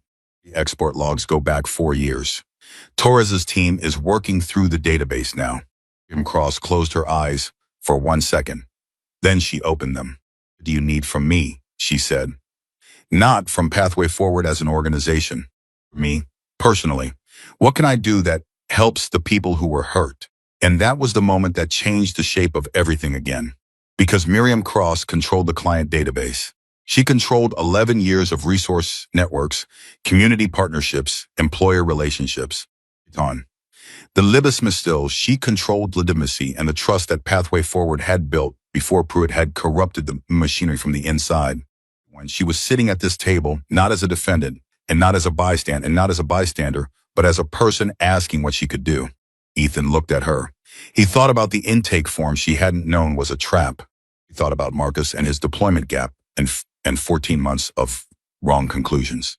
He thought about Sandra's license and Ray's project management opportunity, and Gene Hutchins believing for 8 months that the world had decided he was too old. He said, the people who went through your intake system and then had their opportunities destroyed, we need to reach them. One we can find. We need to tell them what happened, and we need to connect them with real help. Employers, real resources, real pathways that Reed and Pruitt didn't have their hands on. Em looked at him. You're the man from the diner, she said. Yes, Ethan said. Cole Maddox told me about you, she said. Directly. But the story traveled. She held his gaze. You returned a wallet with enough cash to change your situation completely, Ethan said. And what you're asking me to do now is use every resource I have to repair damage done under my roof without my knowledge. As Ethan said, she nodded once, precisely. Then that's what I'll do, she said. What followed over the next 6 weeks was not a clean story. The clean stories were. For people who didn't have to live inside them. What actually happened was complicated and slow and sometimes exhausting and occasionally infuriating. And it also, beneath all of that, the most real thing Ethan Walker had ever been part of. Torres's investigation expanded formally into a joint inquiry with the state attorney general's office. Reed was arrested on day 14. The charges were significant wire fraud, criminal conspiracy, exploitation of vulnerable adults, trafficking in the 3rd degree. His attorney was good, and the process was going to be long. But the file Frank had built was real, and the documentation Christine Hollis had preserved was real, and the testimony of 23 people, the original 17 plus 6 more, found through Miriam's database was real. Things had a weight that legal maneuvering could delay, but could not ultimately dissolve. Pruitt cooperated on day 9, which surprised nobody who understood how these structures worked. When the person at the top of a chain is arrested, the person 1 link down typically makes a rapid calculation about self-preservation. Pruitt's cooperation confirmed the full scope of the operation and added 12 additional victims to the documented record. He also confirmed, and what Danny had suspected, that he had been approached by Reed, not the other way around, which meant Reed had identified the intake infrastructure as a resource. and deliberately recruited someone inside it, and patient and methodical all the way down. Dean Hollis reached a cooperation agreement with the Attorney General's office on day 11, because the penalties were significant and the professional consequences were permanent. So that before she walked into the diner, and she had come anyway, Cross spent the 6 weeks doing exactly what she said she would do. Her Reese networks, her employer relationships, her 11 years of community trust, and pointed all of it at the repair work staff, most of whom had known nothing about Pruitt's operation and had been working genuinely and effectively in a system being corrupted underneath them, themselves into the outreach with the specific energy of people who needed to do something that mattered because the alternative was too hard to sit with. 89 former clients in 6 weeks, 9 people scattered across the valley and beyond in Tucson, in Albuquerque, in Las Vegas, in cities they had moved to after Phoenix didn't work out the way they had planned. 9 people who received a call or a visit or a letter that said in simple language, what happened to you was not your fault. Someone was working against you deliberately. Here is what we know. This is what we can offer now if you want it. Not all of them wanted it. Them had built different lives. Some of them had built gardens in the places, and reopening the Phoenix chapter was not something they were willing to do. And understood that without judgment. The cost of rebuilding hope after it had been specifically engineered out of you was not a cost everyone could pay twice. But 41 of them said yes. 41 people who took the resources Miriam Cross's organization now offered in good faith, who connected with employers Cole's network had personally vetted, who went through certification renewal processes that Frank's contacts in the state licensing office had fast-tracked wherever legally possible. Teller had a job offer on day 22, logistics coordinator for a commercial vehicle fleet in Phoenix. The manager was a man in his 50s who had done 2 tours in the Gulf and had a strict policy of not making veterans jump through hoops they had already earned their way past. He called Marcus directly after Cole's recommendation and said, I don't need your gap. Explain. I need to know if you can do the job. Marcus told him yes. He started on day 29. Okafor's license renewal went through on day 18 with the help of a state licensing official who had been quietly furious about the systemic pattern of mysteriously failed applications for 2 years and was grateful to finally have a documented mechanism to point at. She took a lead electrician position on a commercial renovation project starting day 31. She sent Ethan a text that said only, back where I belong. He read it 4 times. Gene Hutchins got a part-time position doing fleet vehicle maintenance for a small delivery company whose owner, a woman named Carla, who had heard the story through the Pathway Forward network, one called him personally and said, I don't care about the gap. I care that you know what you're doing. Do you know what you're doing? Gene said he did. He said, good, Monday morning. Pauline cried when Gene told her. The kind sat crying. The kind that comes when a weight that has been on a household for a long time finally lifts enough that the body doesn't know what to do with the absence of it. Ethan. On day 31, Cole brought him to a commercial diesel shop on the north side of Phoenix. Favor, not charity. A professional introduction to the owner, a man named Dale, who had been in the industry for 25 years and who Cole had called 3 weeks earlier and said, I know a mechanic, 8 years experience, one of the best diagnosticians I've heard described in this industry. His situation has been complicated, and I'm asking you to take one conversation. Dale had said, one conversation. The conversation lasted 45 minutes.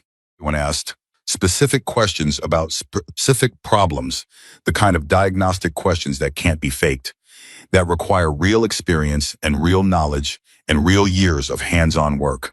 Ethan answered them with the ease of someone returning to a language he had always spoken but had been forbidden to use for too long. And Dale said, you're not rusty. No, Ethan said. Years on the street, and you're not rusty. I kept myself sharp, Ethan said. I talked to anyone working in the field who'd talk to me. Couldn't afford to get rusty. Dale looked at him for a long moment. He had the direct gaze of a man who had hired enough people to know the difference between the performance of competence and the thing itself. Monday, Dale said. 7 a.m. Bring your certifications. You'll have copies from the state board. By Friday, Ethan said. Dale said. He shook Ethan's hand with a grip that was the handshake of equals and not of charity. Ethan walked out of that shop and stood in the parking lot for a moment. His son was thin and pale but real. His hands were steady, and his chest felt like something that had been compressed for a very long time was slowly, carefully returning to its full shape. He called Cole. Cole answered immediately. Well, Monday, Ethan said. Cole was quiet for exactly 1 second. Good, just the one word. But the weight inside it was everything. The event that nobody had planned happened on day 38. Cole called Ethan at 7 in the morning and said, get dressed. Healing is happening and you need to be there. They drove to the Arizona Pathway Forward Resource Center on the north side. Ethan did not know what he was walking into.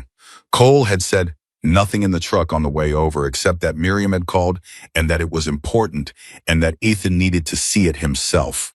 Ethan walked into was a room full of people, not the community center, not a formal hearing, just the resource center's main room, which was not designed for the number of people currently inside it.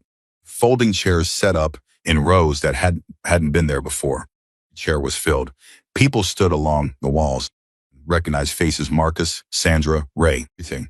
Gene and Pauline, Bobby and his veterans, with his legal pad, in plain clothes again.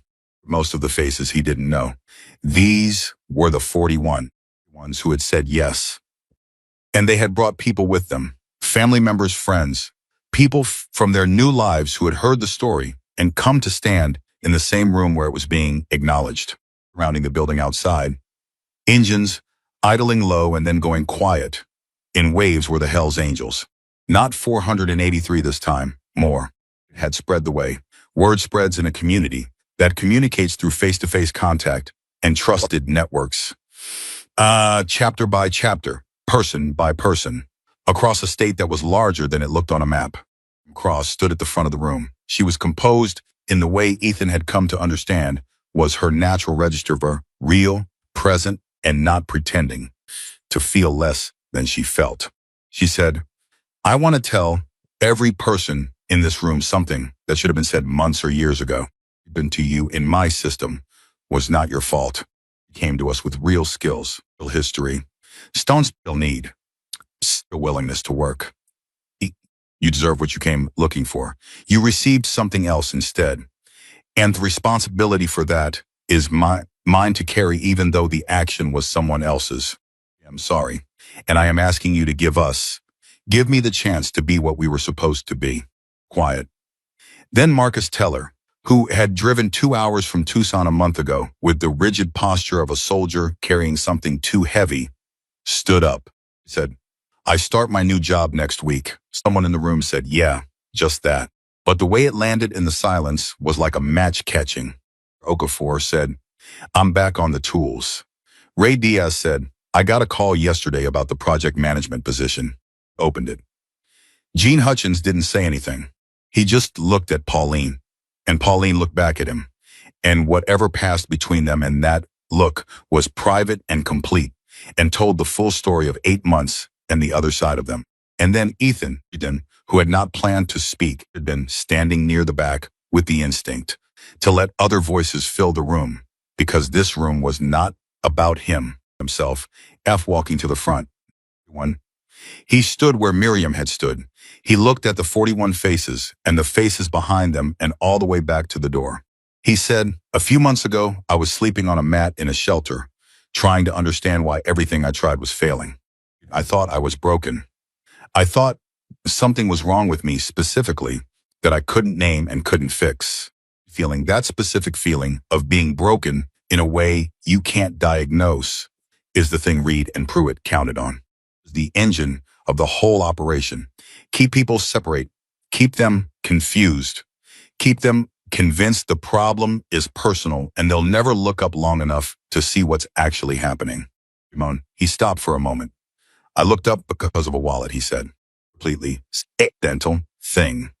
I happened to be in the right parking lot, and I happened to make one decision. And that decision connected me to one person who treated me like a person. That's all it was. That's all it took. One connection that I almost didn't make. He looked at the room. So I want to say something to everyone in here who went through what we went through, and to everyone who might be watching or listening or reading this story later. The wall you were hitting was not you. Closed doors were not about your worth. The silence from employers and the failed applications and the withdrawn offers, none of that was a verdict on who you are. It's a crime committed against you. And the fact that you kept trying anyway, that you kept getting up and filing and calling and showing up, even when you didn't know why nothing was working, that is not a small thing. It's everything. Nobody moved. Ethan said, honesty is not a strategy. It's not something you do because it's going to pay off. Turn that wallet because my father's voice was in my ear and I couldn't do otherwise. Do it expecting anything.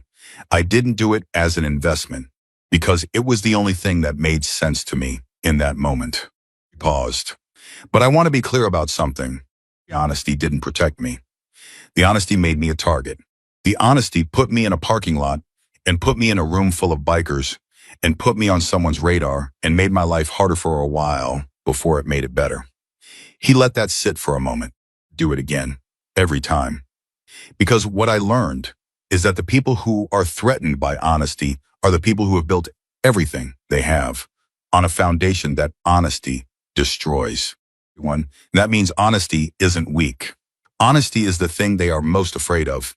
Ted Cole, who was standing at the side of the room with his arms crossed and his face completely still, and eyes on Ethan with the particular quality of attention that Ethan had come to understand was Cole's version. Something most people showed much more outwardly. Cole gave him the brief, precise nod. Ethan looked back at the room. He said, all of you, for showing up, telling the truth when it was hard, for driving 2 hours and filling out more forms and sitting in more rooms and trusting that it was worth it one more time. He looked at Marcus, at Sandra, at Jean and Pauline, and Bobby and his veterans, Frank with his legal pad, and Taurus in plain clothes, and Miriam with her composed and real expression. It was worth it. You were worth it. You always were. He stepped back and came apart, slowly and warmly, rooms do, when the thing they gathered for has been said. And now, there is the human work of continuing conversations started, remember. Phone numbers exchanged, hands shaken, woman crying quietly near the door while her mother held her, Marcus and another veteran, standing together with the particular silent communication of people who don't need to explain their shared experience. Cole came to stand beside Ethan. For a while, neither of them said anything. And Cole said, you know what you did in that parking lot? He turned to Wallet. Ethan said, no, Cole said. You told the truth about who you were, in action. You were alone and broke and hungry and invisible, and you made a decision that cost you nothing and gained you nothing in the moment, and you made it anyway because it was the right thing. He paused. That's not a small thing, Walker. Most people with full bank accounts and warm houses and all their documents in order can't manage that. You did it with $4.37 and an empty stomach, and said nothing. The wallet was never the point, Cole said. The wallet was just the moment. The truth about you became visible. Sighed. Engine started in sequence as people began to leave. Was low and steady and receding. And in it was the sound of 483 people who had shown up for someone they didn't know because a man they trusted had asked them to, gone home with the knowledge that it had mattered. On his first day of work, Ethan Walker arrived at Dale's shop at 6:47 in the morning, wearing clean clothes that fit him. He had his certification copies in a folder. He had slept in the spare room at Cole's house for the last time the night before because Cole had connected him with a housing assistance program that Miriam's organization ran, and that was now operating the way it was supposed to without anyone feeding the client list to a predator. He had his own place starting Saturday. Reason. Dale showed him the shop, introduced him to the two other mechanics, and showed him the current job tickets, and said, "Everyone, you'll start on the diagnostics backlog. We've got 4 trucks that 3 other people couldn't figure out. I want to know what you think." Ethan looked at the trucks. He looked at his hands. He picked up the first diagnostic tool and got to work. By noon, he had identified the problem on 2 of the 4 trucks. Dale came by at lunch, looked at the notes Ethan had written, and said nothing. For a moment, he said, "3 other mechanics. The symptoms were pointing the wrong direction," Ethan said. "When you're looking for the most obvious answer."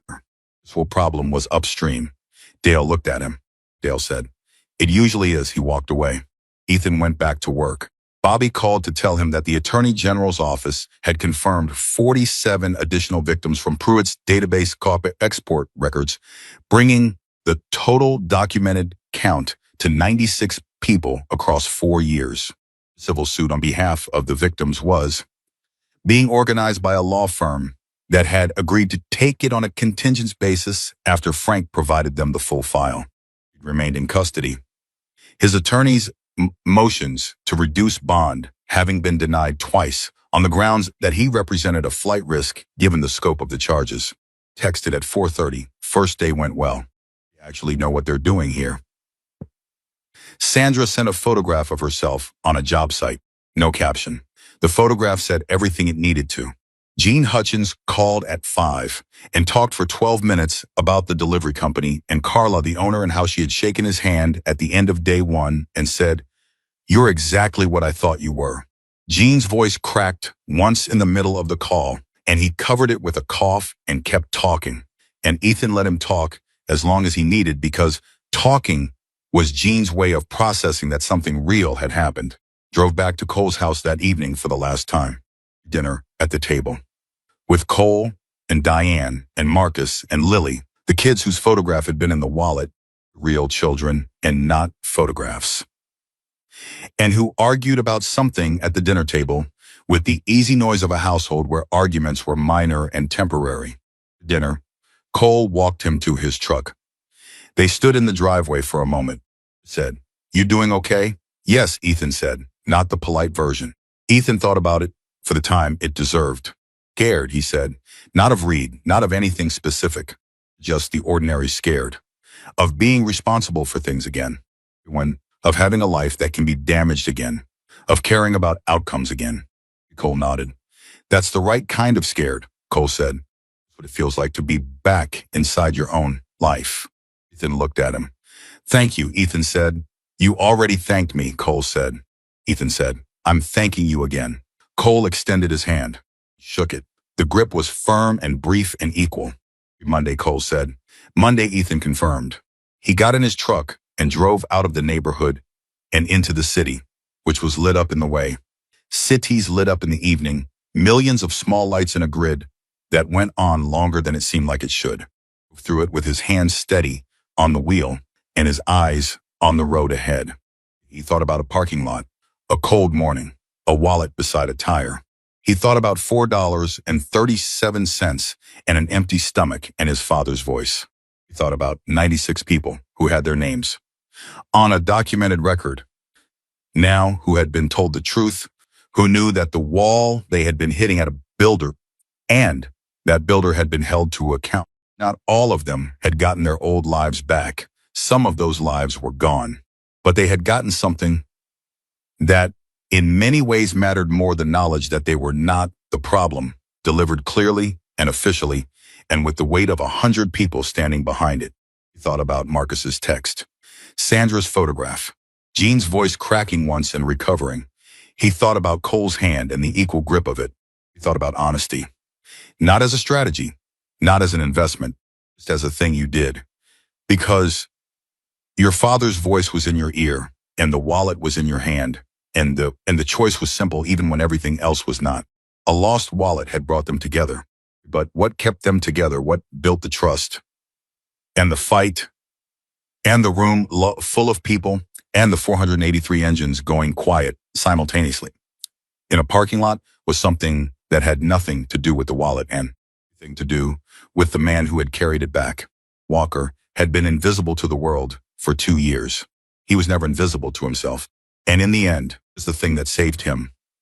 Not luck, not charity, not a dramatic rescue, but the simple, unbreakable decision to remain exactly who he was, when who he was had nothing but its own integrity. The kind of honesty doesn't just survive, it wins.